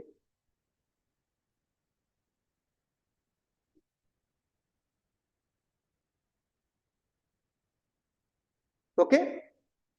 కాబట్టి ఏమవుతుంది? ఖచ్చితంగా సూర్యుడు కేంద్రంగా ఉండి భూమి ఇతర గ్రహాలు సూర్యుని చుట్టూ తిరుగుతూ ఉండొచ్చు. ఒక అంటే ఇంకా చాలా పాయింట్లు ఆయన చెప్పారండి. అంటే అక్కడ సూర్యుడినే కాదు, ఆ టెలిస్కోప్ తో అన్ని చూశారు. అన్ని చూసి చాలా పాయింట్లు చెప్పారు. అంటే ఏంటి? చంద్రుడి యొక్క ఉపరితలం ఎలా ఉందో చెప్పాడు. ఏంటండి? చంద్రుడి ఉపరితలం మీద కొండలు ఉన్నాయి, లోయలు ఉన్నాయి, ఎక్కడ పడితే అక్కడ పెద్ద పెద్ద కన్నాలు ఉన్నాయి. ఇప్పుడు అంటే మనం చూస్తే ఫోటోలు రోజు కనిపిస్తున్నాయి. ఓకే. దాన్ని క్రాటర్లు అంటారు. ఓకే. కన్నాలు అంటే అక్కడక్కడ పెద్ద పెద్ద గొయ్యలు అనమాట, అలాంటివి కనిపిస్తున్నాయి. సో అవన్నీ మనకి చెప్పింది ఎవరు? గెలీలియో చెప్పాడు, టెలిస్కోప్ లో చూసి అవి చెప్పాడండి. ఓకే. వీటితో పాటు సూర్యుని మీద కూడా మచ్చలు ఉన్నాయని చెప్పాడు. ఏంటండి? మచ్చలు, వాటిని మనం ఏమంటామంటే సన్ స్పాట్స్ అని చెప్పి పిలుస్తాం అనమాట. ఓకే. ప్రతిసారి కూడా సూర్యుడి దగ్గర అన్ని ప్రాంతాలు తెల్లగా అంటే కంప్లీట్ గా వెలుగుతూ కనిపించవు. కొన్ని ప్రాంతాలు చీకటిగా, అంటే అక్కడ శక్తి ఎక్కువగా రాకపోవడం, అంటే కొన్ని ప్రక్రియ వల్ల జరుగుతాయి, చెప్తాను మీకు. సో ఆ ప్రక్రియ వల్ల అక్కడ సన్ కొంచెం డార్క్ గా కనిపిస్తుంది. ఎలాగండి? డార్క్ అంటే చీకటిగా ఉన్నట్టు కనిపిస్తుంది ఆ ప్రాంతాలు. దాన్నే మనం సూర్యుడి మీద మచ్చలు, సన్ స్పాట్ అంటే చాలు, సన్ స్పాట్స్ అంటాం. ఇలాంటివి కనిపిస్తే దాన్ని ఆయన చెప్పారు. అలాగే మన చుట్టూ మన నక్షత్రమే కాదు, మన నక్షత్రంతో పాటు వేలాది నక్షత్రాలు, లక్షలాది నక్షత్రాలు తిరుగుతూ ఉన్నాయి. వాటన్నిటినీ కలిపి ఒక మిల్కీ వే అనొచ్చు అని చెప్పి అది కూడా చెప్పారు ఆయన. ఓకే. పాలపుంత గెలాక్సీ. ఓకే. సో ఇలాగ ఇన్ని విషయాలు చెప్పారు. అందులో మనకి 2 విషయాలు దేనికి సంబంధించినవి? కోపర్నికస్ నియమానికి సంబంధించినవి. సో దీన్ని బట్టి చూడండి ఒకసారి. ఒకటి, మీరు కరెక్ట్ గా అబ్జర్వ్ చేస్తే కోపర్నికస్ చెప్పిన దానికి కొన్ని మార్పులు చేసింది కెప్లర్. ఫస్ట్ కెప్లర్ మార్పులు చేశాడు, రెండోది మళ్ళీ మార్పులు చేసింది గెలీలియో. సో వీళ్ళిద్దరూ చెప్పిన విషయాల వల్ల మనకి కోపర్నికస్ చెప్పిన సూర్యకేంద్రక సిద్ధాంతం బలపడింది. ఓకే. అండ్ ఆ తర్వాత న్యూటన్ వచ్చాడండి. ఎవరండి? న్యూటన్ వచ్చేది. ఇంకా న్యూటన్ తెలుసు కదా, న్యూటన్ అంటేనే మనకి నచ్చదు. ఎందుకంటే న్యూటన్ వల్ల ఫిజిక్స్ టెక్స్ట్ బుక్లు ఎంత పెద్దవైపోయి చెప్తారు కదా. ఓకే. ఇప్పుడు ఇది కూడా ఎంత పెద్ద అయిపోవడానికి కారణం న్యూటనే. సో అయితే న్యూటన్ వచ్చి ఏం చేశాడు? ఇవన్నింటినీ కూడా లెక్కల ద్వారా ప్రూవ్ చేశాడు అనమాట. ఓకే. అరే బాబు, భూమి చుట్టూ సూర్యుడు తిరగట్లేదు, సూర్యుని చుట్టే భూమి తిరుగుతుంది, సూర్యుడు చుట్టే వేరే గ్రహాలు తిరుగుతున్నాయి అని చెప్పి లెక్కల ద్వారా, అంటే మొత్తం మ్యాథమెటిక్స్ ఫార్ములాలు వేసి అన్ని చేసి ప్రూవ్ చేసాడు అనమాట. ఇవన్నీ ప్రూవ్ చేసి ఇంక ప్రపంచానికి ఇంకొక దారి లేదు. ఏంటి దారి? ఒకటే దారి, గోదావరి. ఏంటా గోదావరి? సూర్యకేంద్రక సిద్ధాంతాన్ని నమ్మడమే మన దగ్గర ఉన్న దారి అన్నమాట. సో మెల్లమెల్లగా ఇంకా ప్రపంచం మొత్తం సూర్యకేంద్రక సిద్ధాంతాన్ని నమ్మింది. అంటే ఇందులో విశ్వం అనేది ఎంతవరకు ఉన్నది మనకి అనవసరం. విశ్వం గురించి ఆలోచన కూడా వాళ్ళకంతగా లేదు. ఎందుకంటే విశ్వం అనే ఆలోచన ఎక్కడా లేదు. మనకెంత నమ్మకం ఏంటంటే మనము, సూర్యుడు, మనకు కనిపించే చంద్రుడు, ఇవే మనకి తెలుసు అనమాట. అంతేగాని విశ్వం గురించి ఇదంత పెద్దని ఇవేమో అంత ఆలోచించలేదు. ఆ తర్వాత కాలంలో మెల్లమెల్లగా ఏమైంది, విశ్వం యొక్క పుట్టుక కోసం కూడా ఇచ్చేయడం స్టార్ట్ చేశారండి. సో అలా మెల్లమెల్లగా మనకి విశ్వం గురించి తెలుస్తూ వచ్చింది. అలాగే ఆ టైంలోనే 1927 1927 ఆ టైంలో మనకి మొదటిసారిగా బిగ్ బ్యాంగ్ సిద్ధాంతానికి సంబంధించిన ప్రతిపాదనలు మన ముందుకు వచ్చాయి. ఓకే, జార్జ్ లెమైటర్ అనే వ్యక్తి తీసుకొచ్చారు.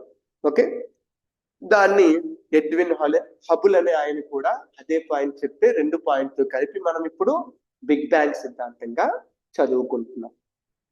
ఓకేనా?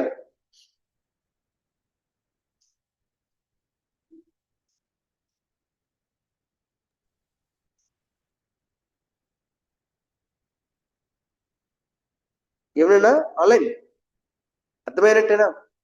అర్థమయ్యే కానంటున్నా. Okay sir. Okay okay okay okay తర్వాత అయితే ఇక్కడే ఒక పాయింట్ చెప్తాను. బిగ్ బ్యాంగ్ కి వీటికి వెళ్ళేటప్పుడు ఇంకొక ఇది కూడా చెప్తాను, రాసుకోండి. ఓకే, ఏంటంటే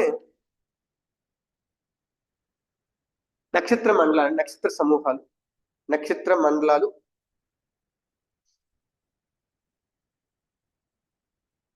ఓకే, లేదా నక్షత్ర రాసులు. ఓకే, మనకి ఏంటంటే ఇప్పుడు చెప్పాం, గెలీలియో వీళ్ళందరూ చెప్పారు ఏంటది, ఒక పెద్ద నక్షత్ర సమూహాలు ఉంటాయి, ఇవన్నీ చెప్పారు.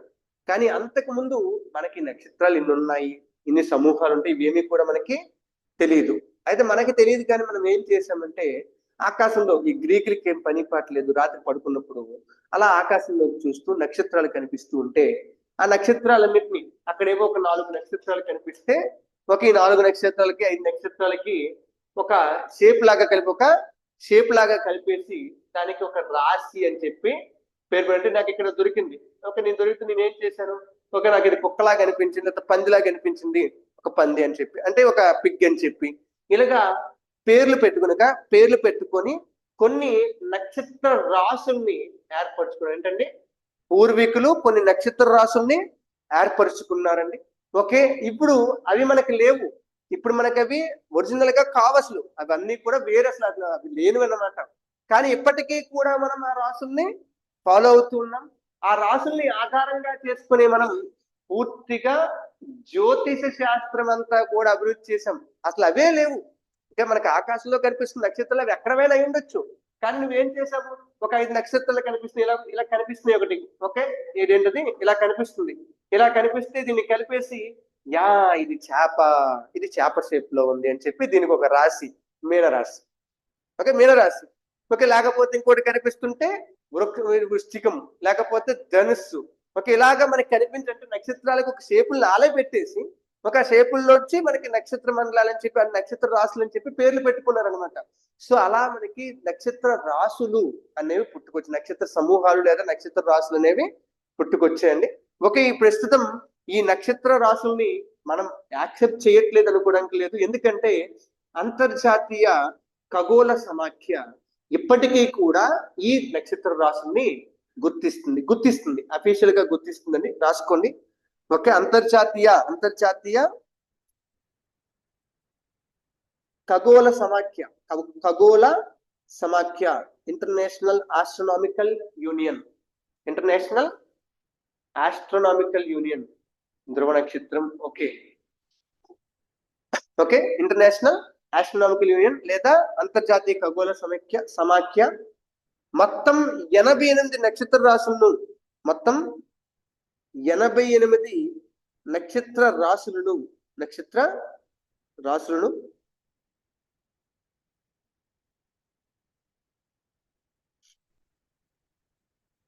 గుర్తించింది. నక్షత్ర రాసులను గుర్తించింది.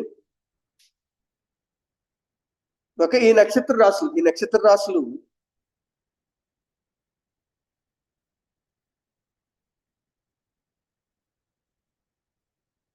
రాత్రిపూట రాత్రిపూట అంతరిక్షంలో కనిపించే నక్షత్రాల యొక్క అమరికని బట్టి, అంతరిక్షంలో కనిపించే నక్షత్రాల యొక్క అమరికని బట్టి సృష్టించబడ్డాయి. ఏంటండి? సృష్టించబడ్డాయి. అమరికని బట్టి సృష్టించబడ్డాయి. ఓకే, ఇది మనకి గ్రీకు మైథాలజీలో కనిపిస్తాయి, భారతదేశం మైథాలజీ, ఇండియన్ మైథాలజీలో కనిపిస్తే చాలా దేశాల యొక్క మైథాలజీలో మనకి నక్షత్ర రాశులు గుర్తించబడ్డాయి. అందుకే ప్రపంచం అంతా ఉంది ఆస్ట్రాలజీ, మన దగ్గరే కాదండి, ప్రపంచం మొత్తము కూడా ఈ ఆస్ట్రాలజీ రాశులు అన్ని ఉన్నాయి. 88 మనం గుర్తించిన వాటి ఎవరు గుర్తిస్తున్నారు? అంతర్జాతీయ ఖగోళ సమాఖ్య గుర్తిస్తుంది. ఓకే, సో ఇక్కడ మీకు చూడండి, మీకు కావాలంటే ఇవ్వండి, ఇక్కడ రాసులు మీకు కనిపిస్తున్నాయి చూడండి. ఓకే, అక్కడ పక్కన మీకు ఒక 2 రాసులు కూడా ఫోటోలు పెట్టాను, వాళ్ళకి నక్షత్రాలు ఇలా కనిపించాయంట. ఇక్కడ ఇవ్వండి. ఓకే, ఇక్కడ ఒక నక్షత్రం చూడండి ఒకసారి, ఇక్కడ ఒక నక్షత్రం, ఇక్కడ ఒక నక్షత్రం, ఇక్కడ ఒకటి, ఇక్కడ 2, ఇక్కడ ఒకటి, ఇక్కడ ఒకటి, ఇక్కడ ఒకటి, ఇక్కడ ఒకటి కనిపిస్తే ఆడి ఎలా కలిపాడో తెలియదు, అది ఇష్టం. ఓకే, వాటన్నిటినీ కలిపేసి అరే ఇక్కడ చేపలా కనిపిస్తుంది, ఇక్కడ చేప ఉంది, అదే మీనరాశి. ఏంటండి? మీనరాశి. సింపుల్ గా చెప్పనివ్వండి, పిస్కిస్ మీనరాశి. ఇంకెక్కడో వచ్చి చూసాడు చూడండి, ఇక్కడ మరీ దారుణం, ఇక్కడ ఒక నక్షత్రం ఉంది, ఇక్కడ ఒక నక్షత్రం, ఇక్కడ ఒక నక్షత్రం, ఇక్కడ ఒకటి, ఇక్కడ ఒకటి, ఇక్కడ ఒకటి, ఇక్కడ ఒకటి, ఇక్కడ ఒకటి, ఇక్కడ ఒకటి, ఇలాగ కొన్ని నక్షత్రాలు ఉంటే వీటన్నిటిని కలిపేసి ఓకే ఇక్కడ ఇగోండి సింహం దొరికింది అని చెప్పి సింహరాశి. ఓకే, అది గుర్రంలాగా ఉంది, ఎలాగుందో తెలియట్లేదు, కానీ ఏమన్నాడు దీన్ని? సింహరాశి. ఏంటండి? సింహరాశి, లియో. ఓకే, సింహరాశి. ఇలాగంతే, ఇక్కడ ఏముండవు. అంటే ఏంటి? రాత్రిపూట నీకు నక్షత్రాలు రకరకాలు కనిపిస్తుంటాయి, దానికి నువ్వు కూడా ఇప్పుడు పెట్టుకోవచ్చు, నీకు నచ్చిన రాశి నువ్వు ఏర్పాటు చేసుకోవచ్చు అనమాట. అర్థమవుతుందా? సో ఇది నక్షత్ర రాశులు అనమాట. అయితే ఈ రాశులు ఎప్పుడు ఒకేలా ఉంటాయా? ఒకేలా ఉంటాయండి? ఎప్పుడు నీకు రోజు నక్షత్రాలు ఒకేలా కనిపిస్తాయా? కనిపించడం అవకాశం ఉంది అసలు? చెప్పండి ఆన్లైన్. నక్షత్రాలు ప్రతిరోజు ఒకేలా కనిపించడానికి అవకాశం ఉందా? ఓకే, లేదు. ఓకే, ఎందుకు లేదు అంటే చెప్తాను చూడండి. ఓకే, ఇప్పుడు భూమి సూర్యుని చుట్టూ ఒక దగ్గర ఉండట్లేదు. ఇప్పుడు ఇక్కడ సూర్యుడు ఉన్నాడు అనుకుంటే, ఇక్కడ భూమి ఉంది అనుకుంటే, భూమి సూర్యుని చుట్టూ ఒక దీర్ఘవృత్తాకార కక్షలో తిరుగుతుంది. ఇప్పుడు ఇటు నుంచి చూసినప్పుడు ఎక్కడున్న నక్షత్రాలు నీకు ఒక షేప్ లో కనిపిస్తాయి. ఇప్పుడు నువ్వు కరెక్ట్ గా ఒక నెల అయింది ఇక్కడికి వెళ్ళిపోయావు, ఇక్కడికి వెళ్ళిపోతే ఏం కనిపిస్తాయి నీకు? అదే రోజు ఆ టైంలో నువ్వు పైకి చూస్తే, కరెక్ట్ గా పైకి చూస్తే ఎవరు కనిపిస్తారు? ఇక్కడున్న నక్షత్రాలు కనిపిస్తాయి, ఇక్కడున్న నక్షత్రాలు కనిపిస్తాయండి. కనిపించవు కదా? ఆలోచించండి ఒకసారి. ఇప్పుడు నువ్వు ఎక్కడి నుంచి మళ్ళీ ఎక్కడికి వచ్చేసావు, ఇంకొక నెల అయినప్పుడు. ఒకప్పుడు ఏం చేస్తాయి? నువ్వు ఎక్కడున్న నక్షత్రాలు కనిపిస్తుంటాయి. అంటే ఈ విధంగా నీకు 12 నెలలు నువ్వు చూస్తుంటే 12 నెలలు ఒక్కొక్కసారి ఒక్కొక్క షేప్ కనిపిస్తుంటది. ఎక్కడ ఒకవేళ మేడం చేప ఆకారంలో ఉన్న నక్షత్రాలు కనిపించాయి అనుకోండి, మళ్ళీ నెక్స్ట్ ఇక్కడికి వచ్చేటప్పటికి మేబీ సింహం ఆకారంలో ఉన్న నక్షత్రాలు కనిపించవచ్చు. ఇక్కడికి వచ్చినప్పటికీ వేరే ఆకారంలో ఉన్న నక్షత్రాలు కనిపిస్తుంది, ఇక్కడ నువ్వు కనిపిస్తాయి. ఇక్కడ వాటితో నీకు ఆ రోజు సంబంధం లేదు. సో ఇలా నువ్వు 12 నెలలు తిరుగుతూ ఉంటే పూర్తిగా నీకు 12 నక్షత్ర మండలాలు కనిపిస్తాయి. అందుకే సంవత్సరానికి మనకి 12 రాశులు పెట్టుకొని ఆ 12 రాశుల్లో ఏ రాశిలో ఉంది అని చెప్పి మాట్లాడుతూ ఉంటారు. అర్థమైందా? మళ్ళీ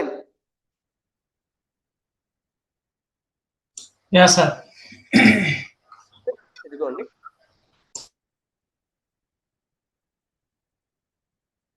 ఓకే, మీకు కొంచెం కావాలంటే జూమ్ చేస్తున్నాను. ఇప్పుడు మీరు చూడొచ్చు, ఇగోండి సూర్యుడు ఈ రాశిలోంచి వెళ్తారని ఇలా చెప్తారు. మనం ఇదే చెప్తాం, నువ్వు ఏ రాశిలో పుట్టావు అంటే ఇగోండి ఇదే. ఓకే, ఎక్వేరియస్, క్యాప్రికానస్, నాకు ఈ పేర్లు కూడా తెలియదు సరిగ్గా. ఓకే, ఎక్వేరియస్ అంటే అది నీటికి ఏదో సంబంధించింది ఉంది, క్యాప్రికానస్ అంటే ఏదో తెలియదు, సాగిటేరియస్ అంటే మాత్రం నాకు తెలిసినంత వరకు ధనుస్సు రాశి అది అనుకుంటున్నాను. ఓకే, స్కార్పియస్ అంటే వృశ్చిక రాశి, వృశ్చికం. ఓకే, లిబ్రా కూడా నాకు తెలియదు, నాకు ఈ పేర్లు తెలియదండి. వర్గో, అలాగే లియో అంటే ఏంటి? సింహరాశి. ఓకే, సింహరాశి. క్యాన్సర్ అంటే కర్కాటకం. ఓకే, జెమిని అంటే కూడా నాకు తెలియదు. టారస్, ఏరిస్, పెస్కిస్ అంటే చేపలు, అంటే మీనరాశి. ఇవే 12 రాశులు. మీకు పేర్లు తెలిస్తే దానికి కలుపుకోండి. నాకైతే పేర్లు అసలు తెలుగులో అయితే పూర్తిగా తెలియదు, అంటే తెలుగులో తెలుసు, వాటికి ఇంగ్లీష్ లో ఏమంటారో తెలియదు అనమాట. ఓకే, సో ఇలాగే ఈ 12 రాశులు కంటే ఈ 12 మనకి కనిపిస్తాయా? వాటితో పాటు వేరేవి కూడా కనిపించవచ్చు. బట్ మన వాళ్ళు ఏం చెప్తున్నారు క్లియర్ గా అబ్జర్వ్ చేయండి. సూర్యుడు ఈ రాశిలోంచి వెళ్తున్నాడని చెప్తున్నారు. ఎందుకు? సూర్యుడు వెనక కనిపిస్తున్నాయి కదా అవి. సూర్యుడు వెనక కనిపిస్తున్నాయి కాబట్టి అవి సూర్యుడు ఆ రాశిలోకి వెళ్తున్నాడు. లేకపోతే వేరే రోజు అవి వేరే రాశిలోకి వెళ్తున్నాయి. ఇలాగా 12 రాశుల్లోకి సూర్యుడు వెళ్తాడు అని చెప్పి మన వాళ్ళు నమ్ముతారనమాట. అయితే ఆ 12 ఉంటాయా? అవి కాకుండా పైకి అటు ఇటు చూసినప్పుడు వేరే రాశులు కూడా నీకు కనిపించవచ్చు. అవే కొన్ని పెగసస్, సిగ్నస్, లైరా, హెర్క్యులస్, ఇలాగా మనకి మొత్తం ఎన్ని ఉంటాయండి? మొత్తం 88 కన్స్టలేషన్స్ ని గుర్తించారు. రాత్రిపూట మనకి కనిపించే ఆకాశంలో మొత్తం ఇదంతా ఆకాశమే కంప్లీట్ గా. అంటే ఏంటి? మనం సంవత్సరం అంతా తిరుగుతున్నప్పుడు అన్ని వైపులకి కలిపి ఉండే ఆకాశం ఉండేది. ఒక అన్ని వైపులు అనమాట కంప్లీట్ గా. అంటే ఇప్పుడు దీన్ని ఎలా చుట్టొచ్చు? మనం నిన్న మ్యాప్ చూపించారు చూసారా? ఇలాగా ఒక దీనిలాగా చుట్టాడు, చుట్టలాగా చుట్టాడు, సిలిండర్ లాగా. ఓకే, స్తూపాకారంలో అలా చుట్టేస్తాం అనమాట ఇది. సో 12 నెలల నుంచి మొదలు పెడితే ఇలాగా ఇవన్నీ కనిపిస్తూ ఉంటాయి అన్నమాట. అంటే వాటిలోంచి కొన్నిటిలోంచి సూర్యుడు వెళ్తాడు. ఇక్కడ ఈ గ్రే కలర్ లో ఏదైతే ఉందో దానిలోంచి సూర్యుడు వెళ్తూ ఉన్నాడు. అవే మనం 12 రాసులు జ్యోతిష్య శాస్త్రానికి ఆధారం అనమాట. ఇవి నక్షత్ర సమూహ, నక్షత్ర రాసులండి. అయితే తర్వాత ఏమైంది? మనకు అర్థమైంది నక్షత్ర రాసులు ఏమి లేవు, అదంతా ఒక భ్రమ. అదంతా ఒక భ్రమ. మేబీ మనకి అది గుర్తుకి పనికొస్తాయి, అంటే మనం ఎక్కడున్నామని గుర్తుకి అయితే పనికొస్తాయి, కానీ అవేవి నిజం కాదు. ఎందుకంటే నక్షత్రాలు ఎక్కడైనా ఉండొచ్చు. నీకు జస్ట్ కనిపిస్తున్నాయి, అవన్నీ కనిపించేవన్నీ ఒకే దగ్గర ఉంటాయి ఏంటండి? లేదు, ఒకే దగ్గర ఉంటాయి, ఒకే ప్లేన్ లో ఉంటాయి, ఉండవు, ఎక్కడెక్కడో ఉంటూ ఉంటాయి. బట్ అవన్నీ నీకు కలిసి కనిపిస్తున్నాయి, ఒకే దగ్గర నుంచి చూస్తున్నట్టుగా కనిపిస్తున్నాయి అంతే. ఓకే, సో అందుకే ఏం చేశారు? ఇక్కడ ఏం చెప్పారంటే మనకి నక్షత్ర మండలాలు అనే ఐడియా వచ్చింది. ఏంటండి నక్షత్ర మండలాలు అంటే? ఇక్కడ ఇలా కాదండి, మనం చూస్తున్న సూర్యుడు కానీ, సూర్యుడికి దగ్గరలో ఉన్న ఆల్ఫా సెంటోరీ, ప్రాక్సిమా సెంటోరీ కానీ, లేదా వేరే నక్షత్రాలు, ఇవన్నీ కూడాను ఏంటవి? నక్షత్ర మండలాల రూపంలో, మిల్కీ అంటే గెలాక్సీల రూపంలో, ఏంటండి గెలాక్సీల రూపంలో ఉంటాయి అని చెప్పారండి. ఏంటండి గెలాక్సీ.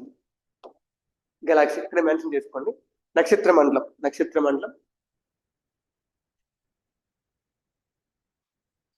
నక్షత్ర మండలం.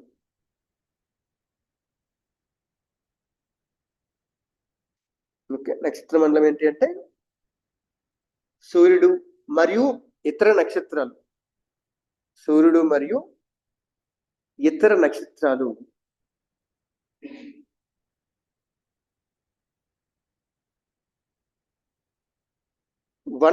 అంతరిక్షంలో ఒంటరిగా ఉండకుండా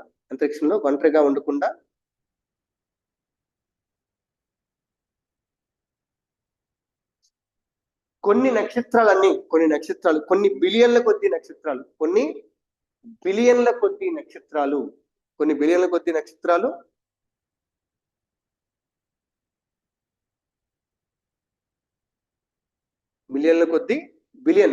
కొద్ది నక్షత్రాలు ఒక గుంపుగా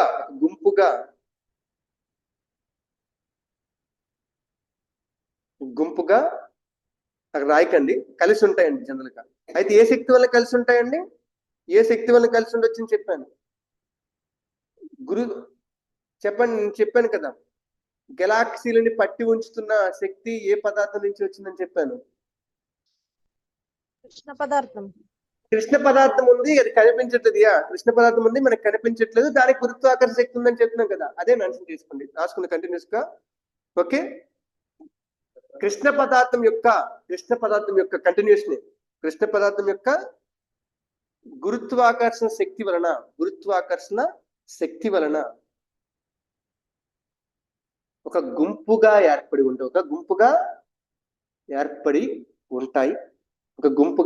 ఉంటాయి.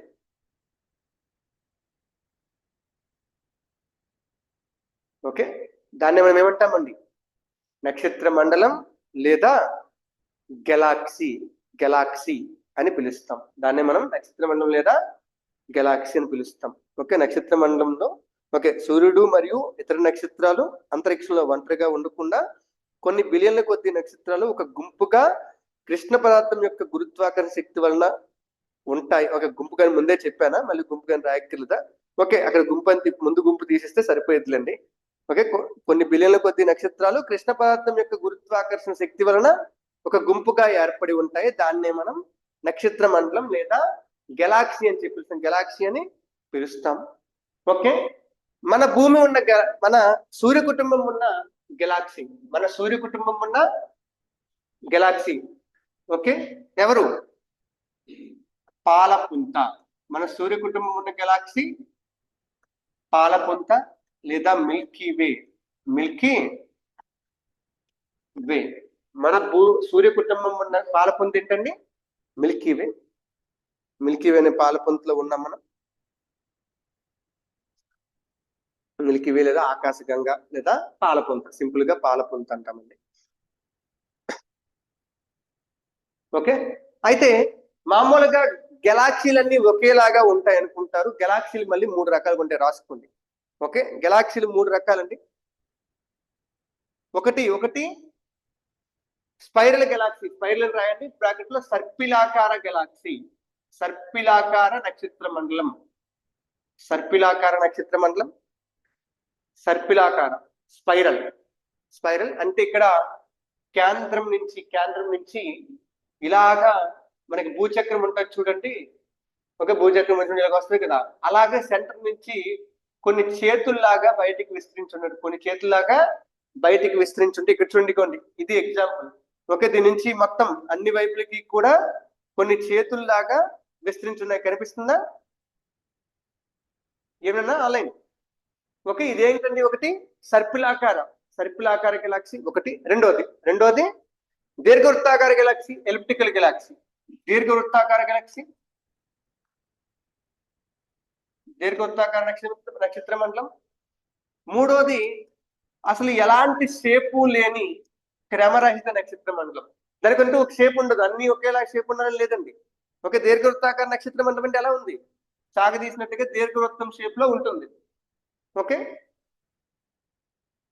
అలా కాకుండా క్రమరహిత నక్షత్ర మండలం, దానికంటూ ఒక రూపం ఏమి ఉండదండి, రకరకాల షేపుల్లో ఉంటుంది క్రమరహిత నక్షత్ర మండలం.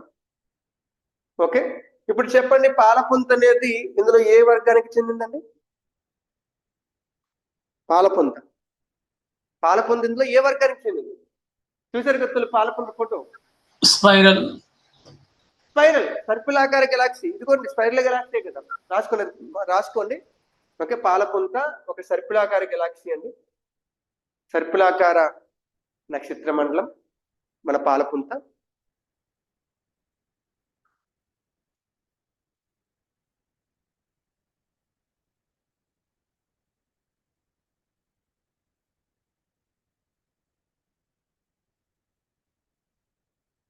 ఓకే, అండ్ మన పాలపుంత యొక్క వ్యాసం, ఈ సర్పిలాకారం యొక్క వ్యాసం దగ్గర 1,00,000 కాంతి సంవత్సరాలు. ఎంతండి? 1,00,000 కాంతి సంవత్సరాలు. వ్యాసం అంటే అర్థం ఏంటి? ఆ చివరి నుంచి ఈ చివరికి. ఓకే, ఎంత దూరం అండి? 1,00,000 కాంతి సంవత్సరాలు, లైట్ ఇయర్స్. అంటే అర్థం ఏంటంటే మన పాలపుంత యొక్క ఆ చివరి నుంచి ఈ చివరికి వెళ్ళాలంటే కాంతికే ఎన్ని సంవత్సరాలు పడుతుంది? 1,00,000 సంవత్సరాలు కాంతికి. మనకైతే చెప్పలేదు, అది ఎన్ని కోట్లు అవుతుందో కూడా మనం చెప్పలేము. కాంతికే 1,00,000 సంవత్సరాలు పడుతుంది, అంత ఎక్కువ అన్నమాట. మనకి దగ్గరలో ఉన్న నక్షత్రం ఎంత దూరం అన్నాం మామూలుగా? ఎంతని చెప్పాం? మనకి దగ్గరలో ఉన్న నక్షత్రం ఏంటి మనకి? సూర్యుడు. అది సూర్యుడు కాకుండా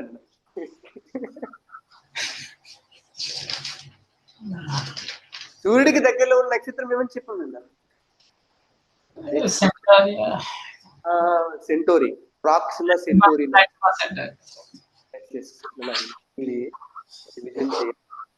చెప్తున్నాను. ఇంకా ఈ రోజే కాదు, ఏ రోజైనా ఒక మంచి అలవాటు కాదు, ఖచ్చితంగా చేయాల్సిన పని ఏంటి అంటే, ఇప్పుడు 4 గంటల క్లాస్ స్టార్ట్ అవుతుందంటే కనీసం ఒక 10 నిమిషాల ముందని, 20 నిమిషాల ముందనైనా తీసి మీరు నేను రాసింది చదవండి, ఒక్కసారి చదువుకొని రావాలి. అది మీకు చాలా మంచి వాల్యూ ఎడిషన్ అన్న, మంచిగా గుర్తుంటుంది, ఈజీగా ఆన్సర్ చేయగలుగుతారు. అది ఒక్కసారి ఇప్పుడు క్లాస్కి వచ్చే ముందు ఒకసారి చూసుంటే ప్రాక్సిమా సెంటోరీ గుర్తుండేది, ఆల్ఫా సెంటోరీ గుర్తుండేది. ఓకే, భూమికి దగ్గరలో ఉన్నది ప్రాక్సిమా సెంటోరీ, కొంచెం దూరంలో రెండోది అదే సూర్యుడికి బాగా దగ్గరలో ఉన్నది ప్రాక్సిమా సెంటోరీ, 4.22 లైట్ ఇయర్స్ అన్నాం. అలాగే 4.37 లైట్ ఇయర్స్ దూరంలోనేమో ఆల్ఫా సెంటోరీ ఉందని చెప్పాం, గుర్తుందా? ఓకే, సో అది మన దగ్గరలో ఉన్న నక్షత్రమే 4 కాంతి సంవత్సరం ఉంది. ఓకే, అంత దూరం. ఇది అంతకు మించి ఎంత అండి? 1,00,000 కాంతి సంవత్సరాలు. 1,00,000 కాంతి సంవత్సరాలు, అంత పెద్దది 1,00,000 కాంతి సంవత్సరాలు. అంటే ఈ చివరి నుంచి చివరికి వెళ్ళాలంటే అంత కష్టంగా ఉంటుంది. తర్వాత మన నక్షత్ర మండలంలో అదే మన పాలపుంతలో దగ్గర 200 నుంచి 400 బిలియన్ నక్షత్రాలు ఉండొచ్చంట. ఎన్నండి? 200 నుంచి 400 బిలియన్ నక్షత్రాలు. ఓకే, ఒక నక్షత్రం కాదు, 200 నక్షత్రాలు కాదు, బిలియన్ అంటే 200 బిలియన్ అంటే 2 లక్షల కోట్లు దగ్గర దగ్గర. 2 లక్షల కోట్ల, సారీ 20,000 కోట్లు అవుతుంది. 20,000 కోట్ల నక్షత్రాలు ఉన్నాయి అన్నమాట సింపుల్ గా చెప్పాలంటే. ఓకే, 200 బిలియన్ నక్షత్రాలు ఉన్నాయి. ఆ తర్వాత మన పాలపుంతకి కూడా ఒక సెంటర్ ఉంటుంది, గుర్తుపెట్టుకోండి. ఏంటండి? పాలపుంతకి కూడా కేంద్రకం ఉంటుంది.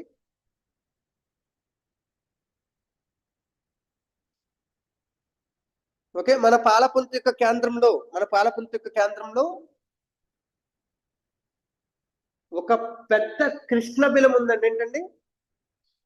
ఒక పెద్ద కృష్ణ బిలం.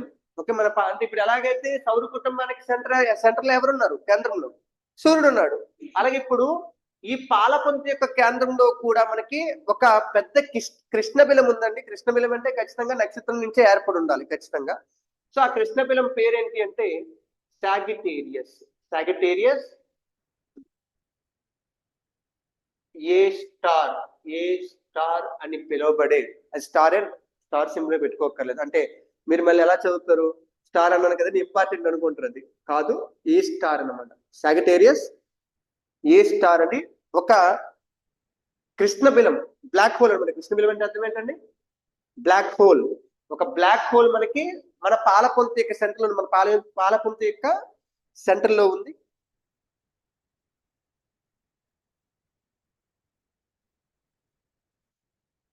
ఓకే, బ్లాక్ హోల్ ఇది ఏమంటారు? కృష్ణ బిలం.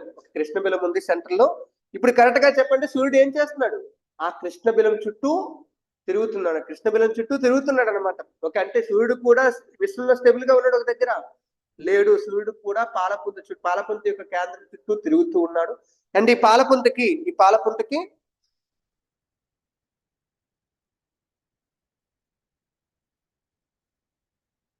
ఓకే 4 ప్రధానమైన చేతులు ఉంటాయండి. 4 ప్రధానమైన చేతులు ఉంటాయి. చేతులు, హ్యాండ్స్ అన్నమాట, ఆర్మ్స్.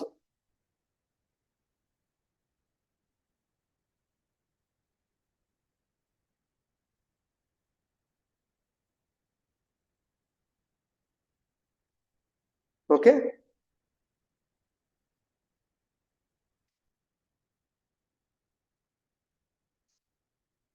ఇక్కడ మీకు ఇవ్వండి పేర్లు చూపిస్తున్నట్టు చూడండి. ఓరియన్ ఆర్మ్, ఓరియన్ చెయ్యి, ఓరియన్ చెయ్యి, ఆర్మ్ అంటే చెయ్యి, ఆర్మ్ అంటేనే చెయ్యి. ఓరియన్ ఆర్మ్, ఏఆర్ఎం ఆర్మ్ అనమాట. Orion arm. Sagittarius arm, Sagittarius arm, Orion arm, Sagittarius arm. Sagittarius ఇక్కడ కనిపిస్తుంది చూడండి, సాగిటేరియస్. అలాగే పెర్సివస్ ఆర్మ్, PERSUS ఇలాగే రాసేయండి, పర్వాలేదు, పేర్లు కొంతవరకు no problem. పెర్సివస్ arm.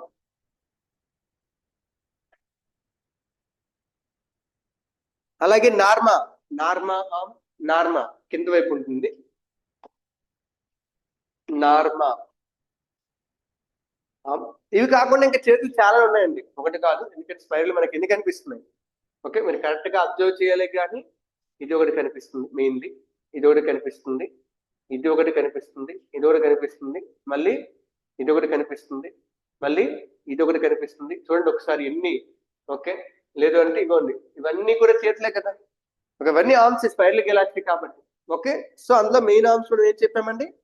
Sagittarius, Orion, Norma, Perseus arm. అందులో సూర్యుడు ఉన్న ప్లేస్ ఏంటో తెలుసా? ఎందులో ఉంది సూర్యుడు? Orion arm. ఏంటండి? ఓరియన్ ఆర్మ్ లో ఉన్నాడు సూర్యుడు ఉన్న place, Orion arm.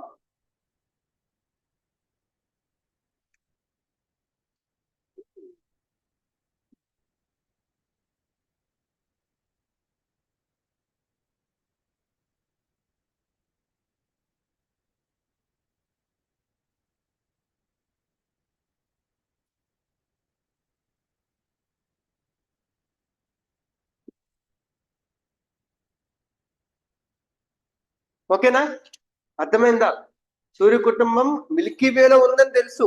Okay, Milky వేలో ఏ ఆర్మ్ లో ఉందండి? Orion arm. ఓరియన్ ఆర్మ్ లో ఉంది. ఓరియన్ ఆర్మ్ లో ఉంది, అది క్లియర్ గా చెప్పాలి. ఓకే, తెలియదు అంటే అవ్వదు, ఖచ్చితంగా తెలిసి ఉండాలి. ఓకే, ఇది ఎంతవరకు మనకి సూర్యుడు యొక్క స్థానం గురించి, వీటన్నిటి గురించి విషయాలండి. అర్థమైందా? Align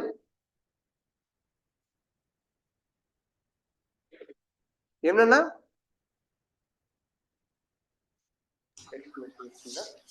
okay sir. Okay okay అండి, ఓకే. తర్వాత తర్వాత ఇప్పుడు మనకి ఇవన్నీ కంప్లీట్ అయిపోయి, ఇవన్నీ కంప్లీట్ అయిపోయిన తర్వాత ఇంకా మనకి మిగిలింది ఏంటి అంటే బిగ్ బ్యాంగ్ అండి. ఏంటండి? Big bang. బిగ్ బ్యాంగ్ గురించి చెప్పుకోవాలి. ఓకే, బిగ్ బ్యాంగ్ తో పాటు నక్షత్రాల యొక్క ఏంటది ఏర్పాటు, నక్షత్రాలు ఎలా ఏర్పడి, ఇవన్నీ కూడా ఇప్పుడు రాసుకోండి. బిగ్ బ్యాంగ్ రాసుకోండి. Big bang.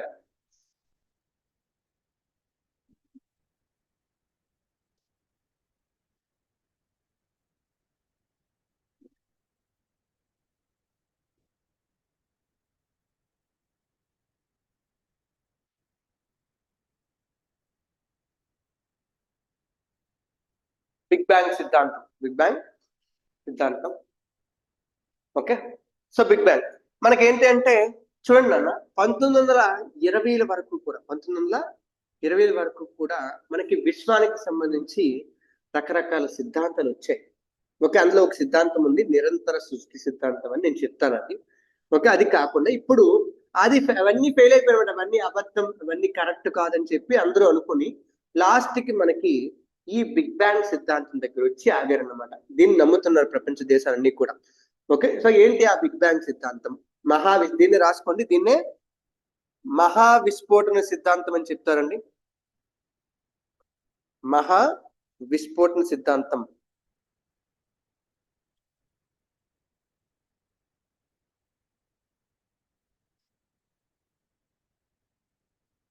మహా విస్ఫోటన సిద్ధాంతం.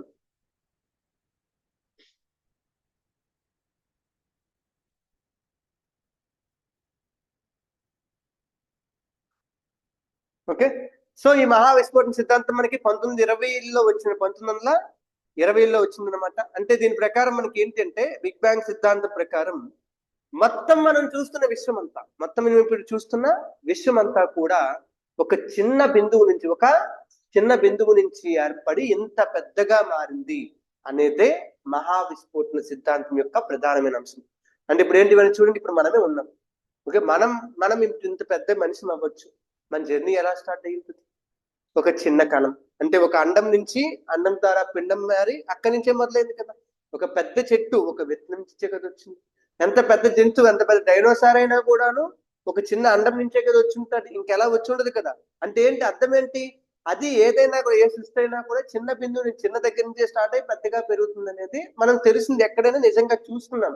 సో అలాగే ఇక్కడ బిగ్ బ్యాంగ్ సిద్ధాంతం కూడా మనకి ఏం చెప్తుందంటే ఈ విశ్వం ఏర్పడడానికి ముందు విశ్వంలో ఈ విశ్వం అంతా ఒక బిందువు రూపంలో ఉన్నది. బిందువు అంటే ఎంత చిన్నదంటే కంటికి కూడా కనిపించినంత చిన్న బిందువు అన్నమాట.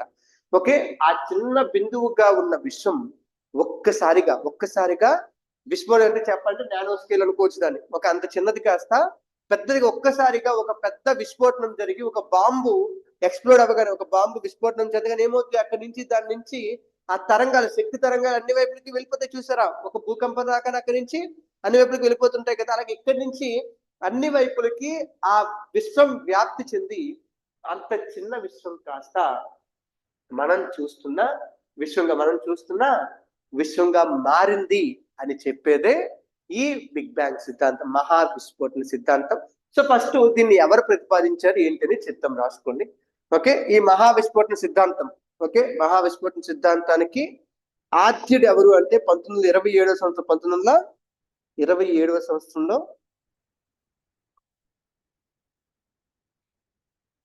బెల్జియం దేశానికి చెందిన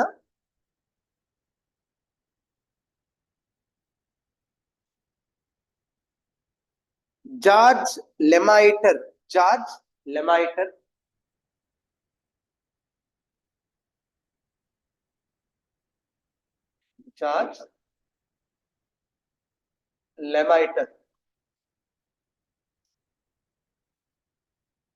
1927 సంవత్సరంలో బెల్జియం దేశానికి సంబంధించిన జార్జ్ లెమైటర్ మనం చూస్తున్న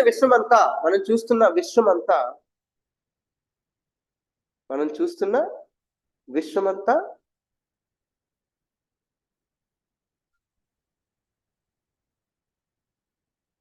ఒక చిన్న బిందువు నుంచి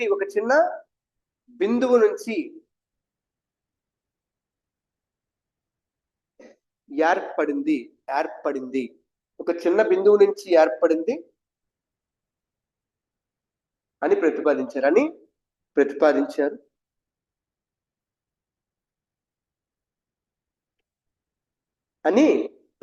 ఎవరండి? 1927లో జార్జ్ లెమైటర్ అనే వ్యక్తి మనకి ఈ సిద్ధాంతానికి ఆర్జుడు అన్నమాట. ఇతని నుంచే మనకి సిద్ధాంతం అంతా కూడా స్టార్ట్ అయింది. ఈయన ఏమంటాడంటే 1927లో ఏం చెప్తాడంటే, ఒక చిన్న అణువు ఉండేది, దాన్నే ప్రెమీవల్ ఆటం అంటారు, అంటే ప్రథమ పరమాణువు అంటారు అనమాట, ఫస్ట్ పరమాణువు. ఓకే, దాని నుంచి ఆ చిన్న పరమాణువు నుంచి విశ్వం అంతా ఏర్పడింది. ఆ చిన్న పరమాణువు ఎలా ఉండేది తెలుసా? దానికి అనంతమైన సాంద్రత ఉండేది. ఎంతండి? అనంతమైన సాంద్రత అంటే ఏంటి? ఒక వస్తువుకి ఎంత బరువు ఉందో చెప్పడానికి కొన్ని సాంద్రత పనికి వస్తుంది కదా. అనంతమైన సాంద్రత ఉండేది, అనంతమైన ఉష్ణోగ్రతలో ఉండేది. ఎంతండి? అనంతం ఎంత ఉందో కూడా మనం లెక్క పెట్టలేము. అంత ఎక్కువ ఉష్ణోగ్రతలో, అంత ఎక్కువ సాంద్రతతో ఉన్న ఒక చిన్న బిందువు ఒక్కసారిగా విస్ఫోటనం చెంది అక్కడి నుంచి విశ్వం ఏర్పడింది అనేది ఈయన యొక్క అభిప్రాయం. అదే రాసుకోండి. ఓకే, ఈయన ప్రకారం ఏంటి? లెమైటర్ ప్రకారం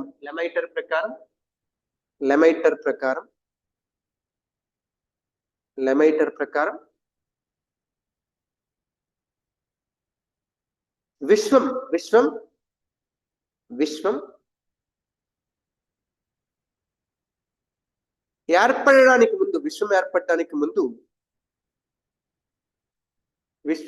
ఏర్పడడానికి ముందు అత్యంత సాంద్రత మరియు లేకపోతే అనంత సాంద్రత మరియు ఉష్ణోగ్రత కలిగిన టెంపరేచర్ ఎక్కువ ఉండేది, అనంతంగా ఉండేది. అలాగే డెన్సిటీ, సాంద్రత కూడా అనంతంగా ఉండేది. ఓకే, అత్యంత సాంద్రత మరియు ఉష్ణోగ్రత ఉన్న ఒక చిన్న బిందువుగా ఉండేది. విశ్వం అంతా కూడా ఎలా ఉండేదండి? ఒక చిన్న బిందువుగా ఉండేది. దాన్నే ప్రథమ పరమాణువు అంటారు. ఏంటండి? ప్రథమ పరమాణువు మనకు అణువుల్లో ఉంటాయి కదా పరమాణువులు. ఓకే, ప్రథమ పరమాణువు అని చెప్తారు అన్నమాట. సో ప్రథమ పరమాణువు అని ఉండేది. ఓకే, దీని యొక్క విస్ఫోటనం వలన ఏది ఈ ప్రథమ పరమాణువు ఏదైతే ఉందో, ఆ ప్రథమ పరమాణువు ఒక్కసారిగా విస్ఫోటనం చెందడం వలన ఇప్పుడు మనం చూస్తున్న విశ్వం ఏర్పడింది. ప్రథమ పరమాణువు యొక్క విస్ఫోటనం వలన మనం చూస్తున్న విశ్వం ఏర్పడింది.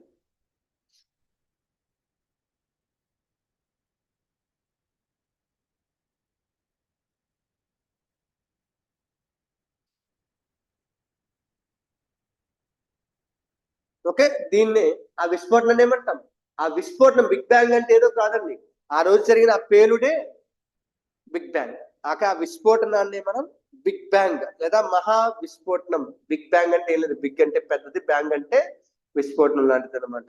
ఓకే, పెద్ద పేలుడు లాంటిది. సో అదే బిగ్ బ్యాంగ్, మహా విస్ఫోటనం అంటారు. దీన్నే మనం బిగ్ బ్యాంగ్ ఆర్ మహా విస్ఫోటనము అని చెప్పి పిలుస్తామండి.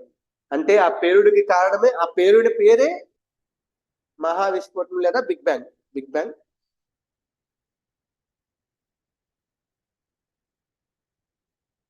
ఓకే, ఆయన ఇంకొకటి కూడా చెప్పారు. ఏంటంటే ఆ విశ్వం అలా పెరుగుతూ బిగ్ బ్యాంగ్ తర్వాత ఏర్పడిన విశ్వం, రాసుకోండి, బిగ్ బ్యాంగ్ తర్వాత ఏర్పడిన విశ్వం నిరంతరము విస్తరిస్తూ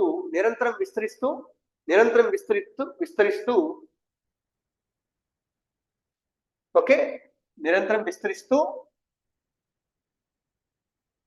ప్రస్తుత పరిమాణానికి చేరుకుంది. ఏంటంటే ప్రస్తుత పరిమాణానికి చేరుకుంది అంటే ఇప్పుడు మనం చూస్తున్న విశ్వం ఎంత ఉందో అంత వచ్చింది. ప్రస్తుత పరిమాణానికి చేరుకుంది.